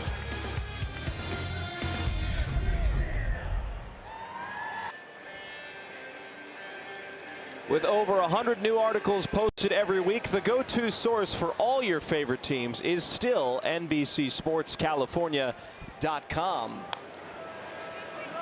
The A's hold a 3-run lead, bottom of the 5th inning, 5-2 the score. Chris Carey, Dallas Braden, our producer, Delaire Lewis. Tell you, that river shot right there takes me back. I'm going to do it this year. I'm going to do it. Is that, you mean go swimming?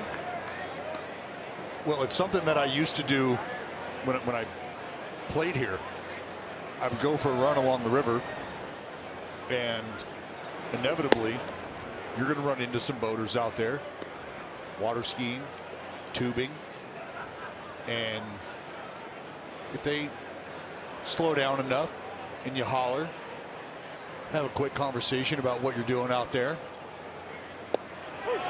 Called strike 3. Thomas is headed back to the dugout, but he is challenging the call. He didn't think that he challenged.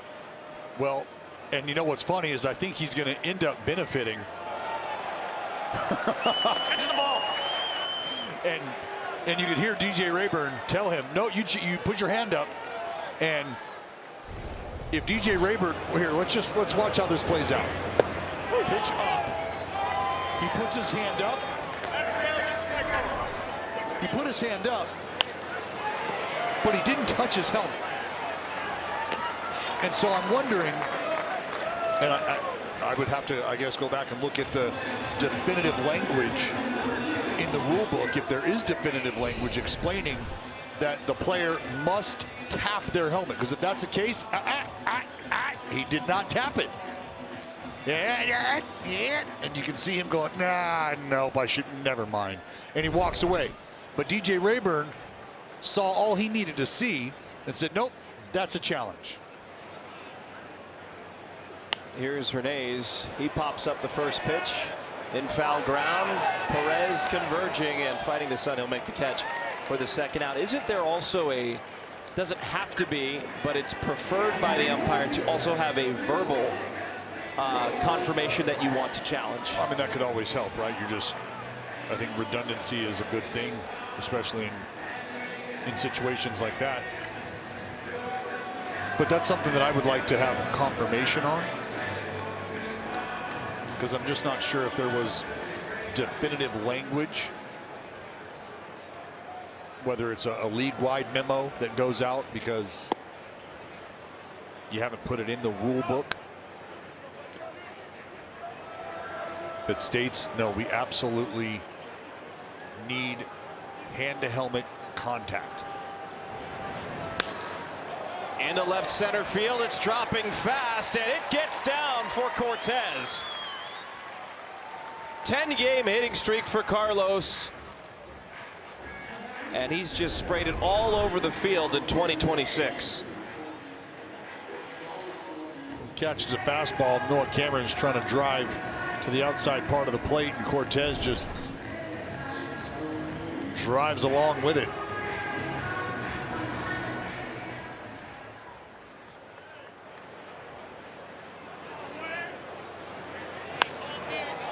High fly ball to center, and it's caught by Lane Thomas. Through 5 innings, the A's hold a 3-run lead.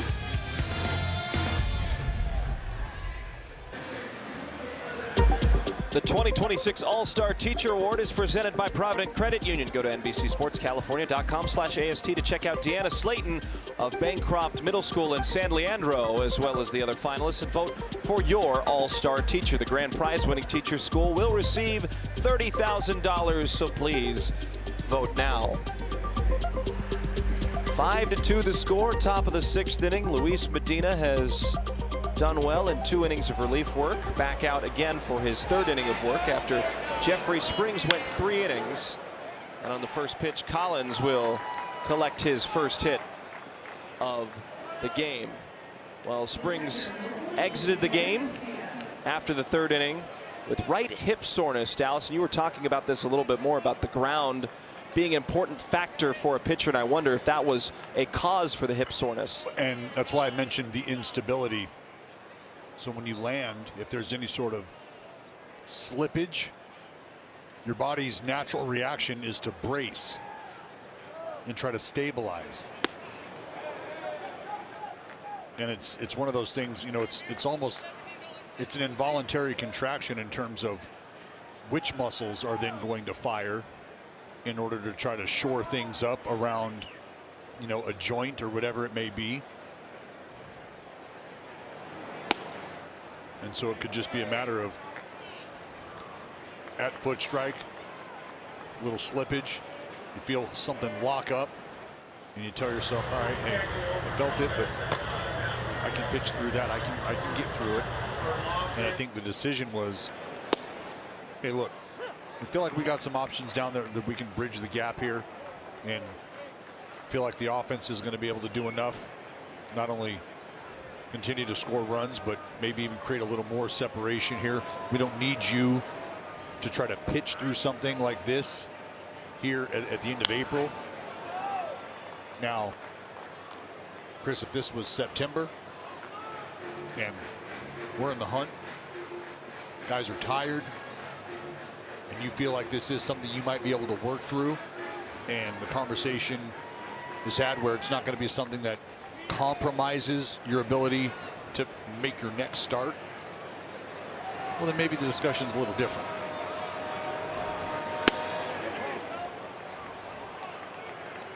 3 balls and 2 strikes.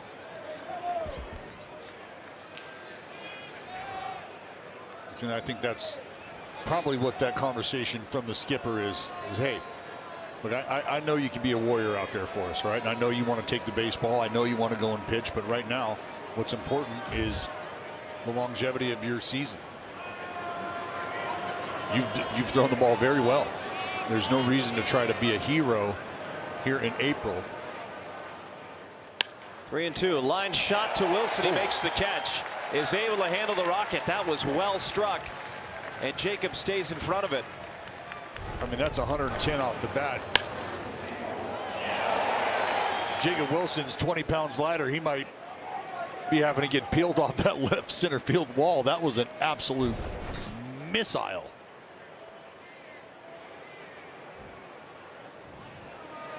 Neither Springs nor Medina have been able to keep Michael Garcia off the base paths. He's 3 for 3 with 2 doubles and a homer. He flies this one to right. And Colby Thomas is there to make the catch.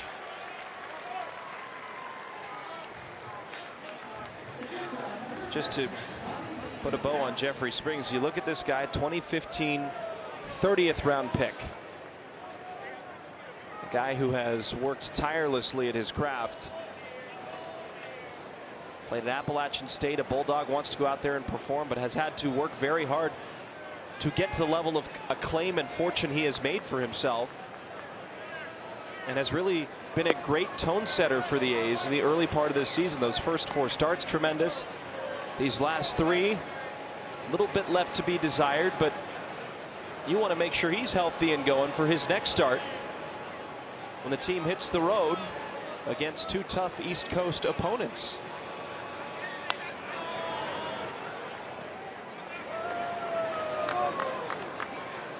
That's the idea, is you're trying to keep things intact, right? It's one thing to have to stretch the bullpen out on any given day. It's another to have to make a wholesale adjustment by plugging in another starter, which could force some movement on the roster.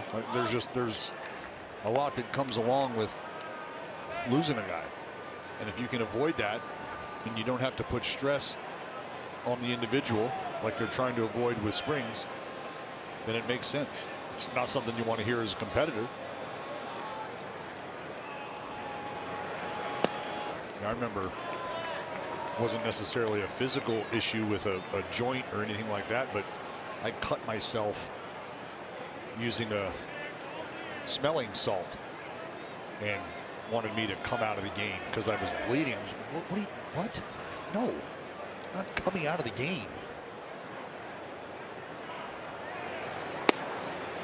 Another walk to Bobby Witt Jr. See if this will bring out the skipper to go to the bullpen after Medina has eclipsed 50 pitches and immediately goes to the bullpen. It looks to be Scott Barlow with 2 on and 2 out. 5-2 the score. Medina, a job well done, but Barlow will come in with some traffic.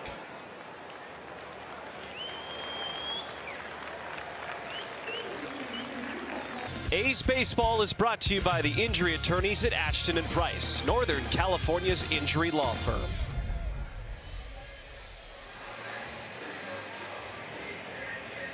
The heart of Sacramento, right in downtown. Beautiful look at the Capitol. Luis Medina is through with his long relief appearance, 2 2/3 but he is responsible for the runners on first and second. There are 2 outs, and Mark Kotze has gone to the bullpen again. It's Scott Barlow in his 14th appearance. We saw Barlow 2 games ago. He came in with 2 outs in the 6th, tossed another inning, went an inning and a third with no hits, no runs, no walks, and a strikeout.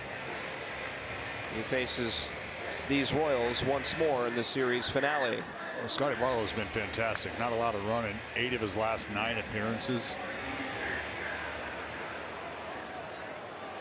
This is the last 10 ball games for the Athletics Arm Barn. 2.17 ERA. Opponents hitting .244.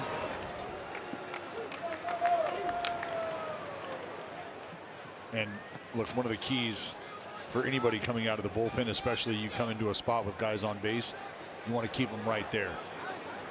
Stranded 18 out of the 19 inherited runners during that stretch.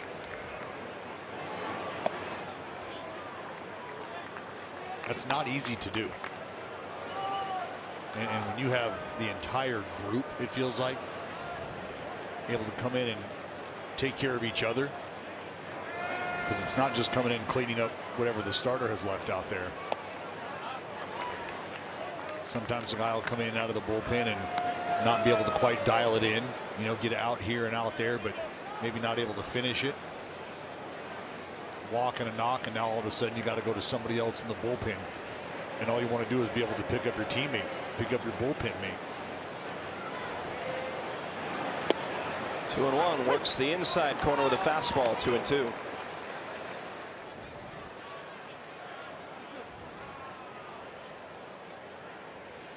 I think anytime you pitch against your former team, former organization, you always are driven a little extra. Go back to 2018. Scotty B looking for win number 1. And you'll notice there's just not near the lettuce coming out of the back of the hat for Scott Barlow. I'm not sure he's cut his hair since. 3 balls and 2 strikes. Both runners go and payoff pitch. Grounded to short. Wilson will have 1 play to first. Loads up, throws to first, and beats Thomas by a half step. So Barlow comes in and keeps it a 5-2 scoreline. Provider for better coverage and bigger savings with Xfinity Mobile, and get Wi-Fi plus 5G that won't strike out. Xfinity, imagine that. Now 5-2, the score remains. 8, 9, and 1 coming up. Geloff, Butler, and Wilson. Zach swings away at the first pitch, fouling it off. 0-1.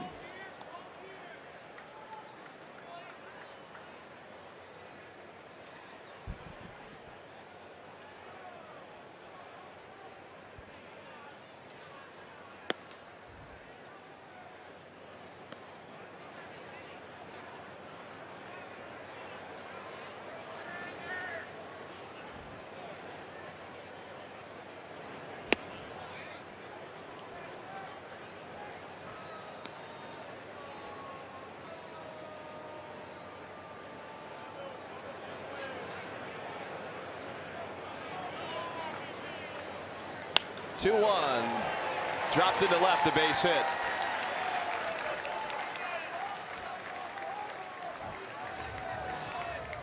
Light up your Friday night like dynamite with the green and gold at the ballpark. Join us on May 15th as we host the San Francisco Giants to open a 3-game series. Stick around after the final out for our post-game K-pop fireworks show. Make the most of your weekend and kick it off the right way. This is one of those nights you won't want to miss in West Sacramento. Get your tickets at athletics.com/promotions. K-poppin'. You lit up. Almost as bright as those fireworks shows. You know, it's fitting that the Giants come into town because I think we have a bone to pick with them. They got Soleil of NMIX this year to throw out the first pitch. But let's not forget who taught her how to throw the first pitch. I was going to say. In the sun, Collins makes the catch.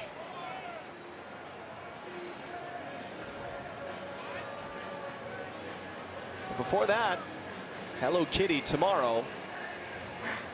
Touch on that a little bit more as Matt Quatrero will make a pitching change here with the top of the order coming up for a fourth time. The day is done for Noah Cameron. 5-2, A's lead.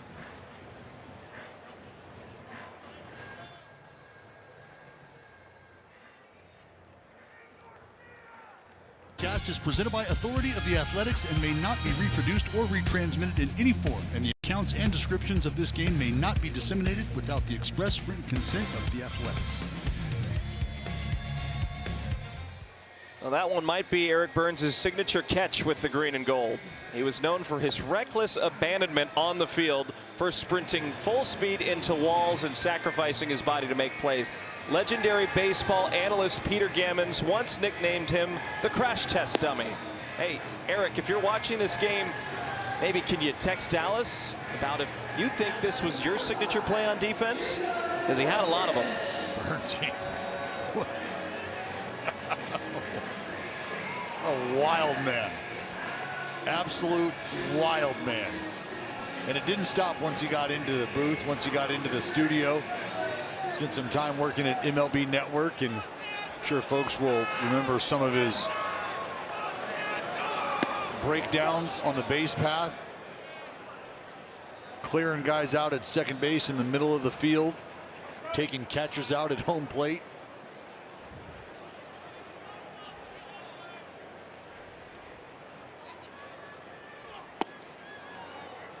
He's a high energy guy, that's for sure. Fair to say.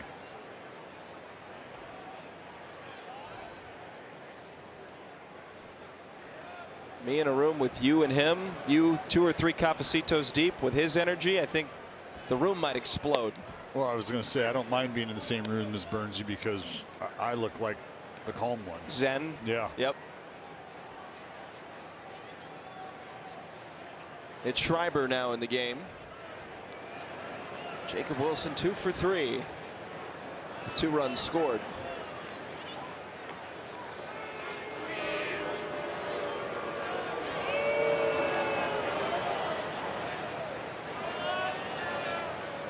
So Schreiber, game 1 on Tuesday, came in the 6th inning. Gelof's going. Defensive swing into right. It's going to hang up. He's going to get doubled off.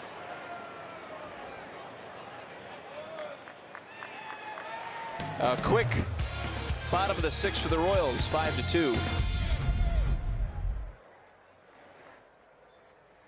MLB Plus is new for 2026. You can stream MLB Network 24 hours a day, 7 days a week, and select out-of-market games every week.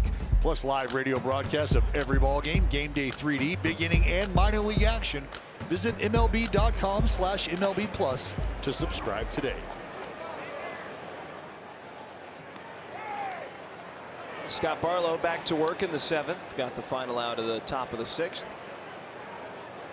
Relief has been good for the A's. We'll have a 3-run lead. Perez takes high, 2 balls and no strikes. It's been a fun series.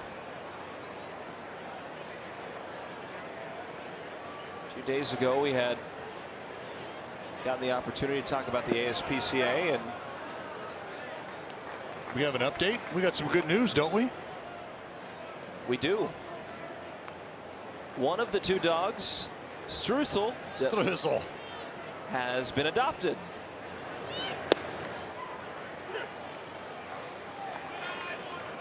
How about that? Oh, what a sweetie, that Streusel. Found their forever home. Little baby Struce.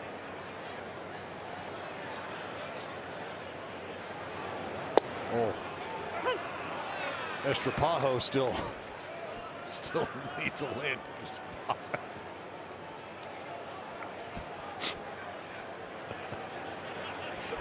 That dog. A weakly grounded to first. Barlow's going to cover.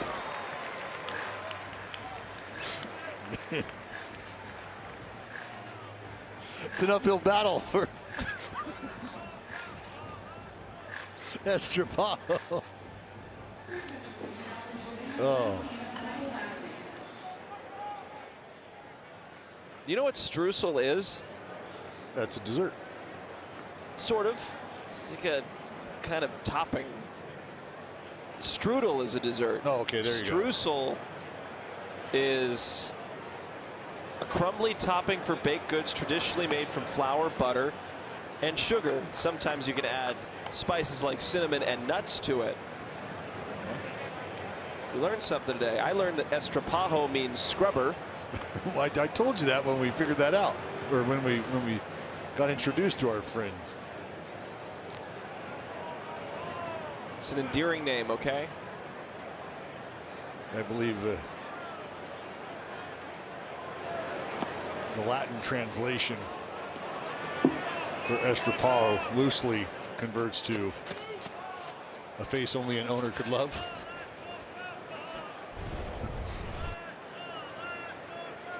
DJ, you better get them dogs out of the way. Ow, ow, ow, ow, ow. Right off the toes.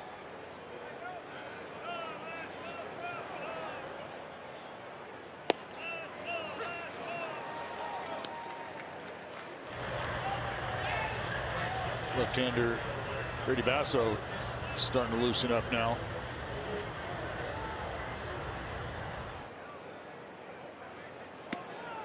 Outside, 3 balls and a strike. We hope that Estrepajo gets adopted very soon, along with many of the other dogs at the SPCA. The great work they do here in the greater Sacramento area. Well, every Tuesday you have a chance to come out and make a friend for life. I'd love to meet Estrepajo at some point. Maybe for one game only. Oh, wow. Estrepajo can be our rally dog. Pitch down low, 1-out walk. Just one and done with Estrepajo, huh? I just feel like once people see the allure and the cuteness of Estrepajo, whether in this booth or around the stadium again, it's going to be all she wrote. Estrepajo will be adopted and hanging her out around a happy home. It's Marte, who's 3 for 3.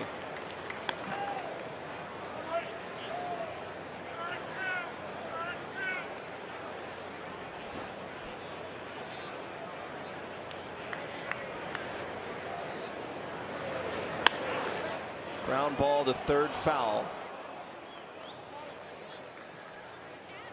Think Doskey's in the market for a dog? No, we got to make he's a lot to take care of all by himself. I'm not sure he needs to be in charge of a defenseless animal like that.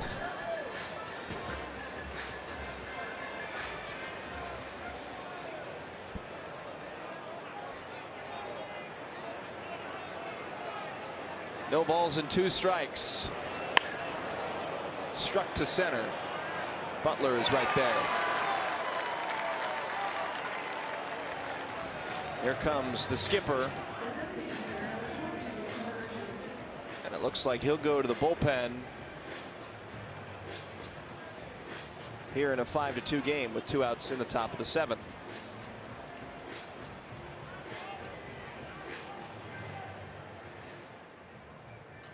This telecast is brought to you by Toyota. Class-leading MPG and more hybrid models than any other brand. Toyota, let's go places.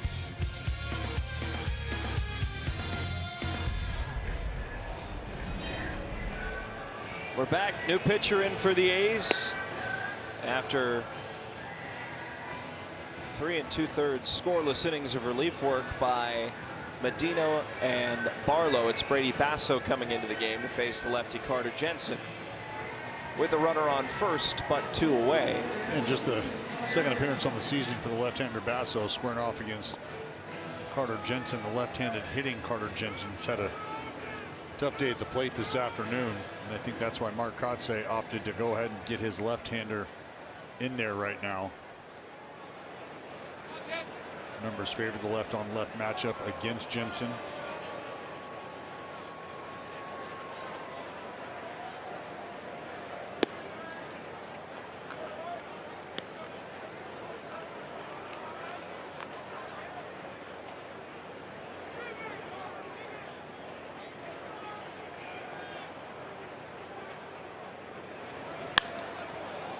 Hit high in the air to right center.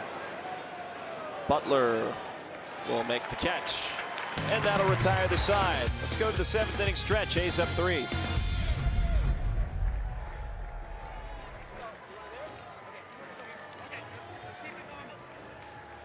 And the X factor today has been a couple guys at the top of the lineup for the Athletics, Jacob Wilson and Langoliers. But it was Langoliers and Nick Kurtz with back-to-back doubles in the second that would help boost this Athletics offense. We know about Nick Kurtz absolutely punishing baseballs. 116 miles an hour off his bat, and Shea Langoliers 114 mile an hour double off of his barrel. Here's Shea again, taking strike 1 at his knees.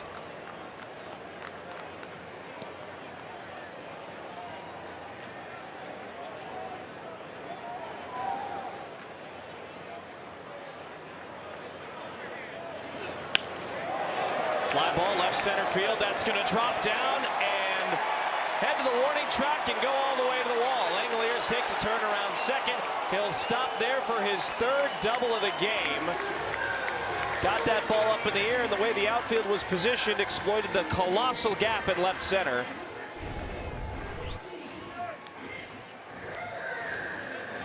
I mean, this dude just rakes. Just a hitter. We talked about him torching the baseball. This one, even off near the end of the bat, and with a leadoff double and first base open. It's the first career 3-double game for the backstop, and guess what the Royals have opted to do here? With first base open, they said, don't think we're going to pick on Nick Kurtz. And guess what? He continues to walk right in to the history books, folks. That 19th straight game with a walk ties Teddy Ballgame for the most in Major League history. The most consecutive games with a walk in baseball history.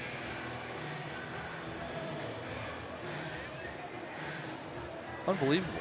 This meeting on the mound is brought to you by the injury attorneys of Ashton and Price. And a few of those have been intentional walks because you forget about sometimes the way this order is performed. That this is the reigning American League Rookie of the Year. He can hit the ball a little bit too. And the fact that he's, I think, started to come on and has shown a little more consistency. That's a very real issue for them right now. I mean, I just watched Salvador Perez motion into the dugout. Hey, you want me ready for the bunt here? Because it'll be Jeff McNeil stepping up to the plate now.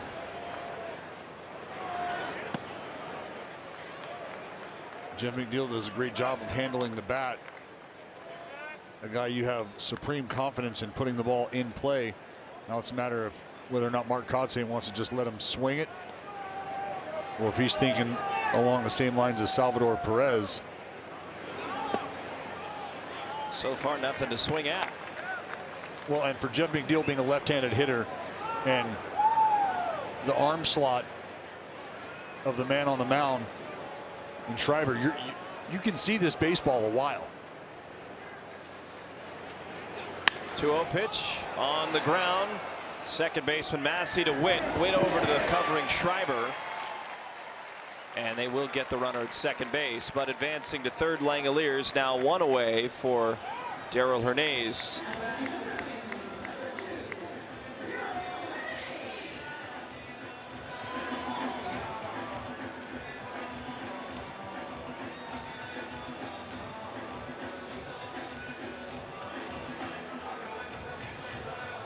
There's Darryl, pair of hits today. Tied the game with an RBI single back in the first inning. He's another guy that's making the most out of more consistent run. Hernandez and then the man waiting on deck, Carlos Cortez, have been a very big part of the A's success recently. Weakly grounded to the shortstop, Witt. Bare hand, throw to first, and Hernandez is safe. Langoliers comes home to score either way. And Darryl may have a 3-hit performance. Yes, he does, as Quatrero is going to keep the ball moving.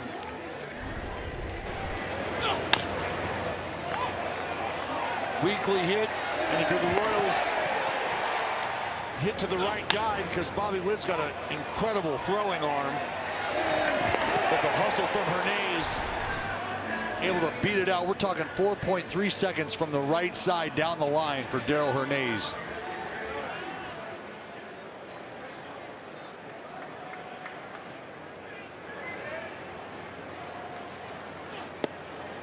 It's Cortez now. He flicked the ball into left for a hit 2 innings ago in the 5th. That extended his hitting streak to 10 games. First time facing right-handed arm this game.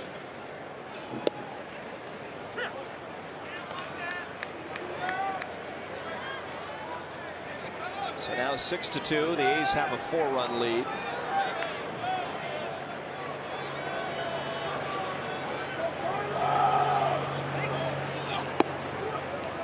Two balls and a strike.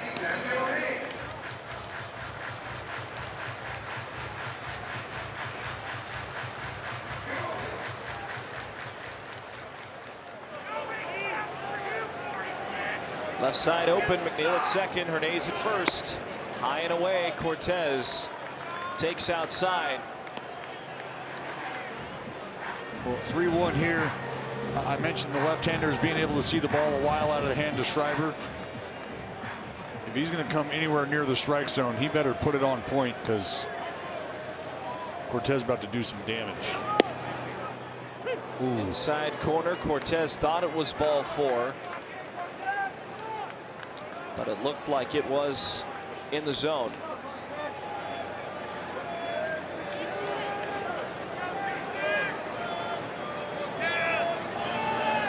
Now 3-2 from Schreiber.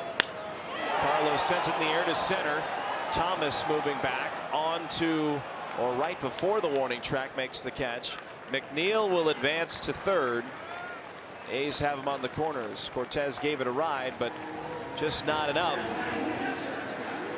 to get on base.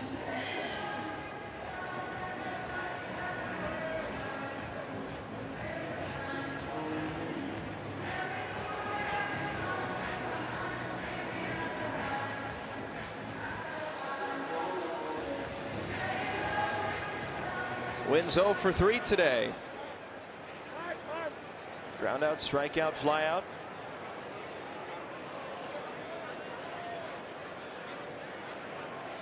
As McNeil at third and Hernandez at first.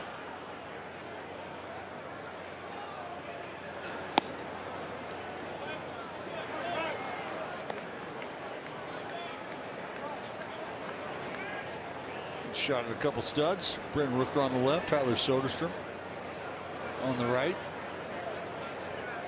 Taking in the afternoon action.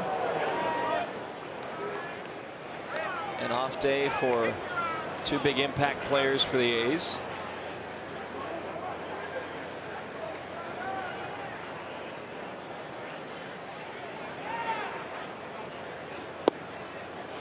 Front door breaking ball, called strike. 1-2. A's have added another run this inning, lead 6-2 after an RBI infield single from Darryl Hernandez, his third hit and second RBI of the game.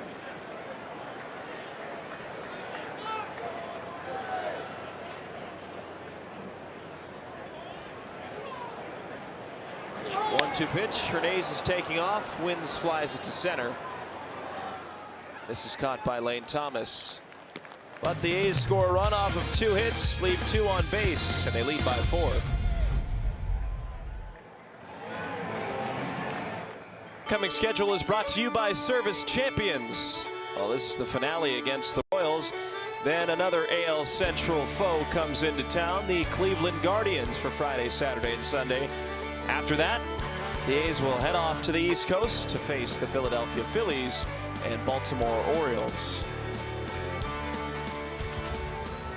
Excited about that trip.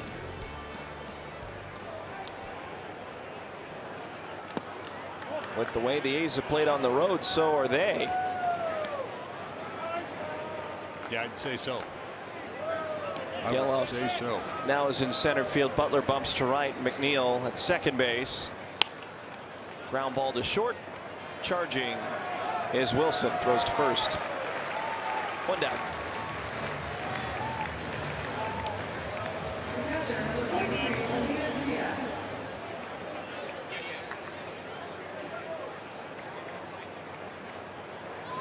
Here's Elias Diaz, who's hit the ball well 3 times. He's flied out and he's lined out hard twice.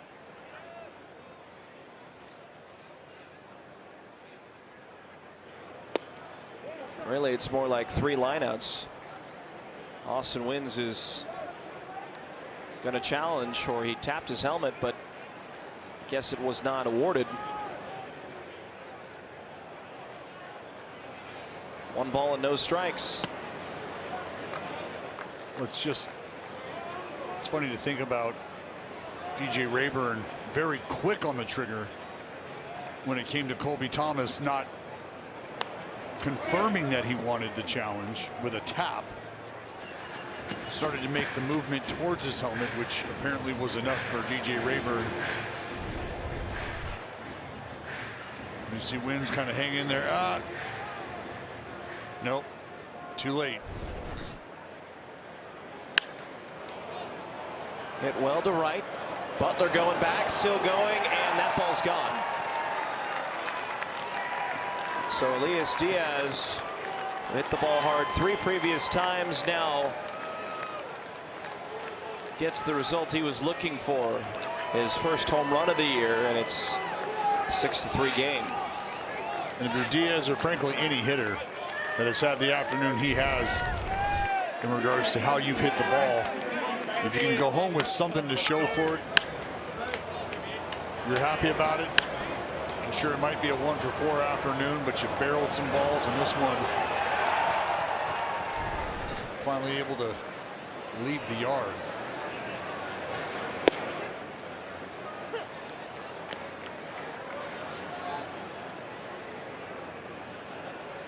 The A's haven't homered today, but the Royals have done so twice.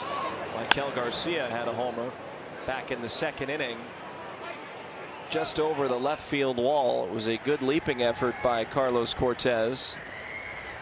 Alex Lang begins to warm up in the bullpen for Kansas City. He may be the arm they utilize in the bottom of the 8th. Line drive to center. In comes Geloff, and make the catch at chest height.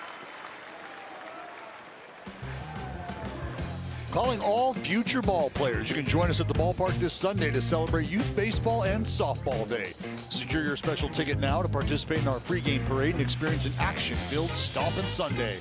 It's the perfect day for young athletes to walk the big league field or cheer from the stands. You can get your theme ticket at athletics.com/themegames. Soft line drive caught by McNeil, and that'll end the top of the 8th. The Royals get a run. It's 6-3.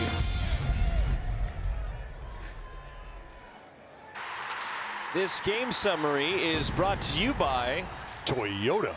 6-3 the score. A short start for Jeffrey Springs. Had some discomfort. Left the game after 67 pitches. Surrendered 2 runs. Noah Cameron worked 5 1/3, but 5 runs, 4 of them earned. A's offense, 6 runs off of 11 hits, 3 hits each for Langoliers and Darrell Hernandez. And again, the offense performing and the bullpen not bending. Geloff swings on the first pitch and lifts it high in the air to right. Starling Marte is there to make the catch. 1 down. We were talking about ABS and the challenges and some wonky challenges, and I wanted to ask you, as Alex Lang checks in the game, baseball has such a rich history and such great players and pitchers of the past. Is there anybody that comes to mind to you in the past that would benefit even further from the ABS challenge system had they played today? You know, I think about a guy named R.A. Dickey, right? Big knuckleballer. I mean, if strikes are strikes and they cross the zone, and the system in place to track that is what it is today, he probably benefits a lot. I think on the flip side of that, he could also fall victim to that, because some pitches that might not be close, that look like they were in the zone and then quickly dance out of it, wouldn't register. I also... Well struck to left center. Thomas on the run. It will curl to Collins on the warning track, who makes the catch. I think about guys with, you know, split finger fastballs. A guy like Kurt Schilling with a nasty split. You know, I think about a guy by the name of Brandon Lee, who had just, I mean, wicked stuff with velocity as well. I mean, really a super sinker of the likes you hadn't really seen, maybe even since like Kevin Brown. But I think about Kurt Schilling with a nasty split. Quick inning for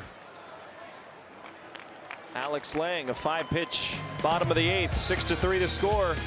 3 outs, A's win.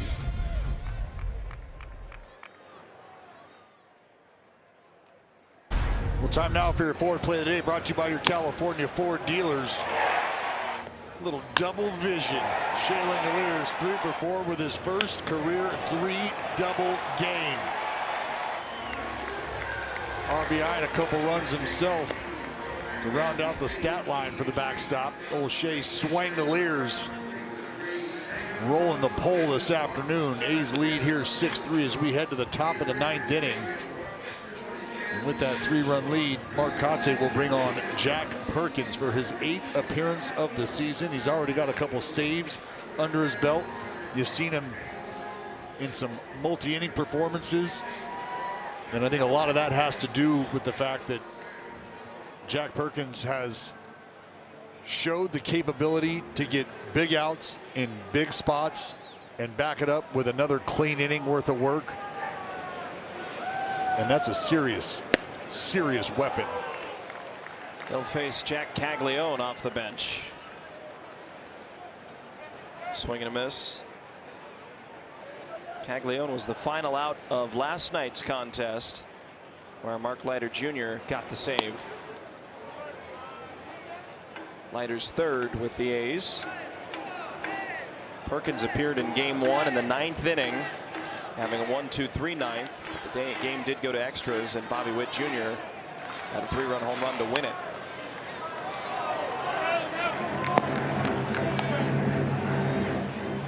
Perkins, a lot like Joel Kuhnel, started the year in AAA and almost immediately earned opportunities in late leverage situations and has performed well in this role.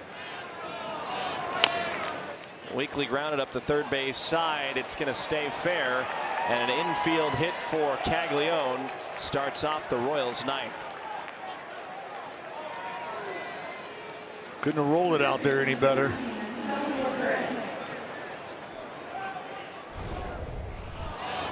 Caglione will take it. A little behind the heater, just taps it down the third baseline. No play for Darrell.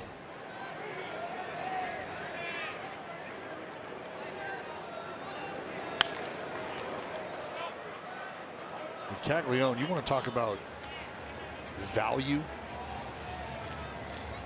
Talk about plugging a guy in that can help you win ball games. I mean, I'm not sure it gets much better than what Jack Perkins is posting right now. And again, we mentioned the 2 saves under his belt. But just think about the year coming into today's ball game. 12 1/3 innings, 16 punch-outs, 2-0 in the win-loss column, 2 saves. Hit in the air to right. drawing Butler back on the edge of the grass and possibly into the warning track. He makes the catch, one away. So think about that. You've got 2 saves under your belt. So you've been able to shut the door multiple times when called upon to do so. You got 2 wins under your belt, which means you have been able to hold the ball game, keep the ball game where it's at in its most vital moments. Extremely valuable. And there's a statistic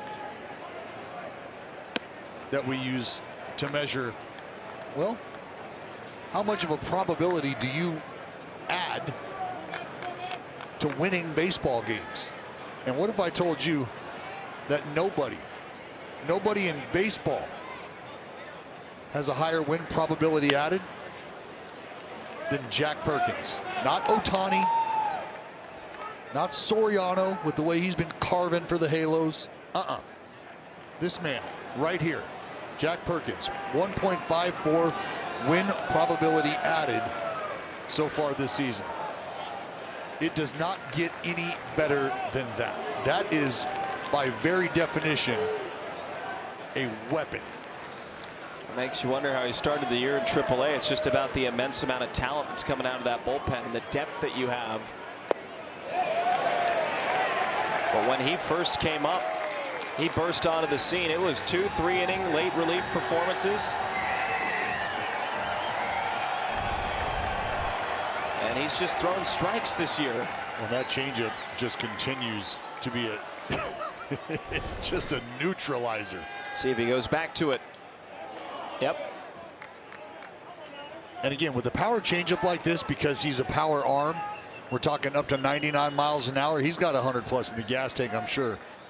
But the idea that, you know, if you're working with a little less velocity, maybe you like to see a little bigger separation in velocity between the 2 offerings, fastball, changeup. But for Perk, it's about them having to gear up for that 97, 98.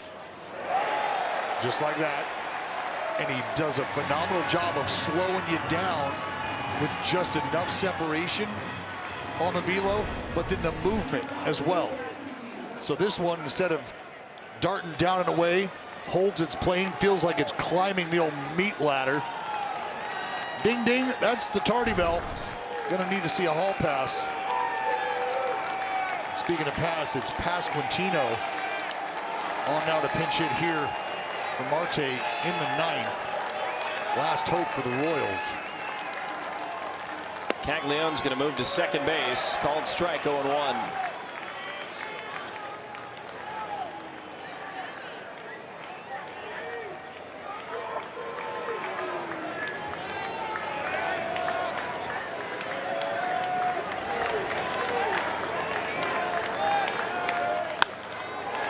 Yanked down the right field line, foul, and the Royals are down to their final strike.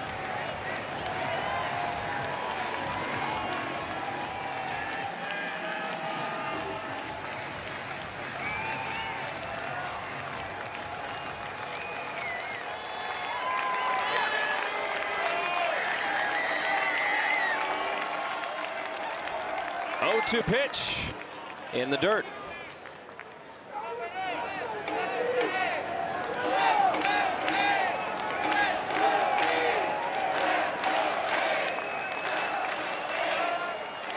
One out away, and the A's can claim the series against Kansas City.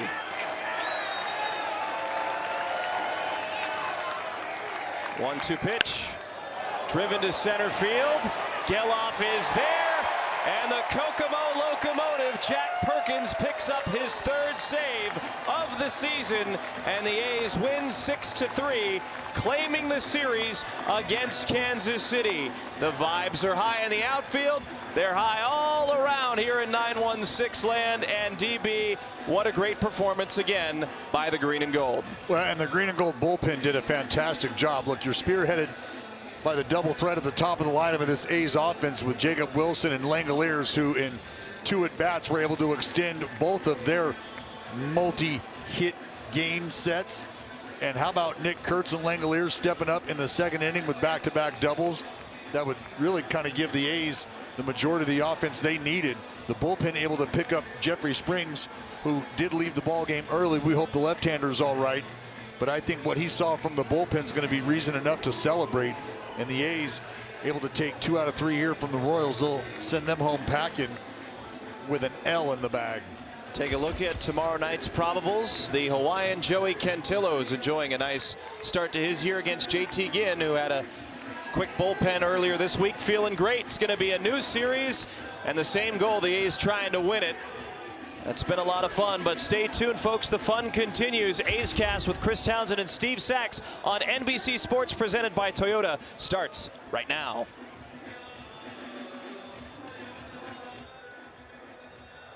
Continues. A's Cast with Chris Townsend and Steve Sachs on NBC Sports, presented by Toyota, starts right now.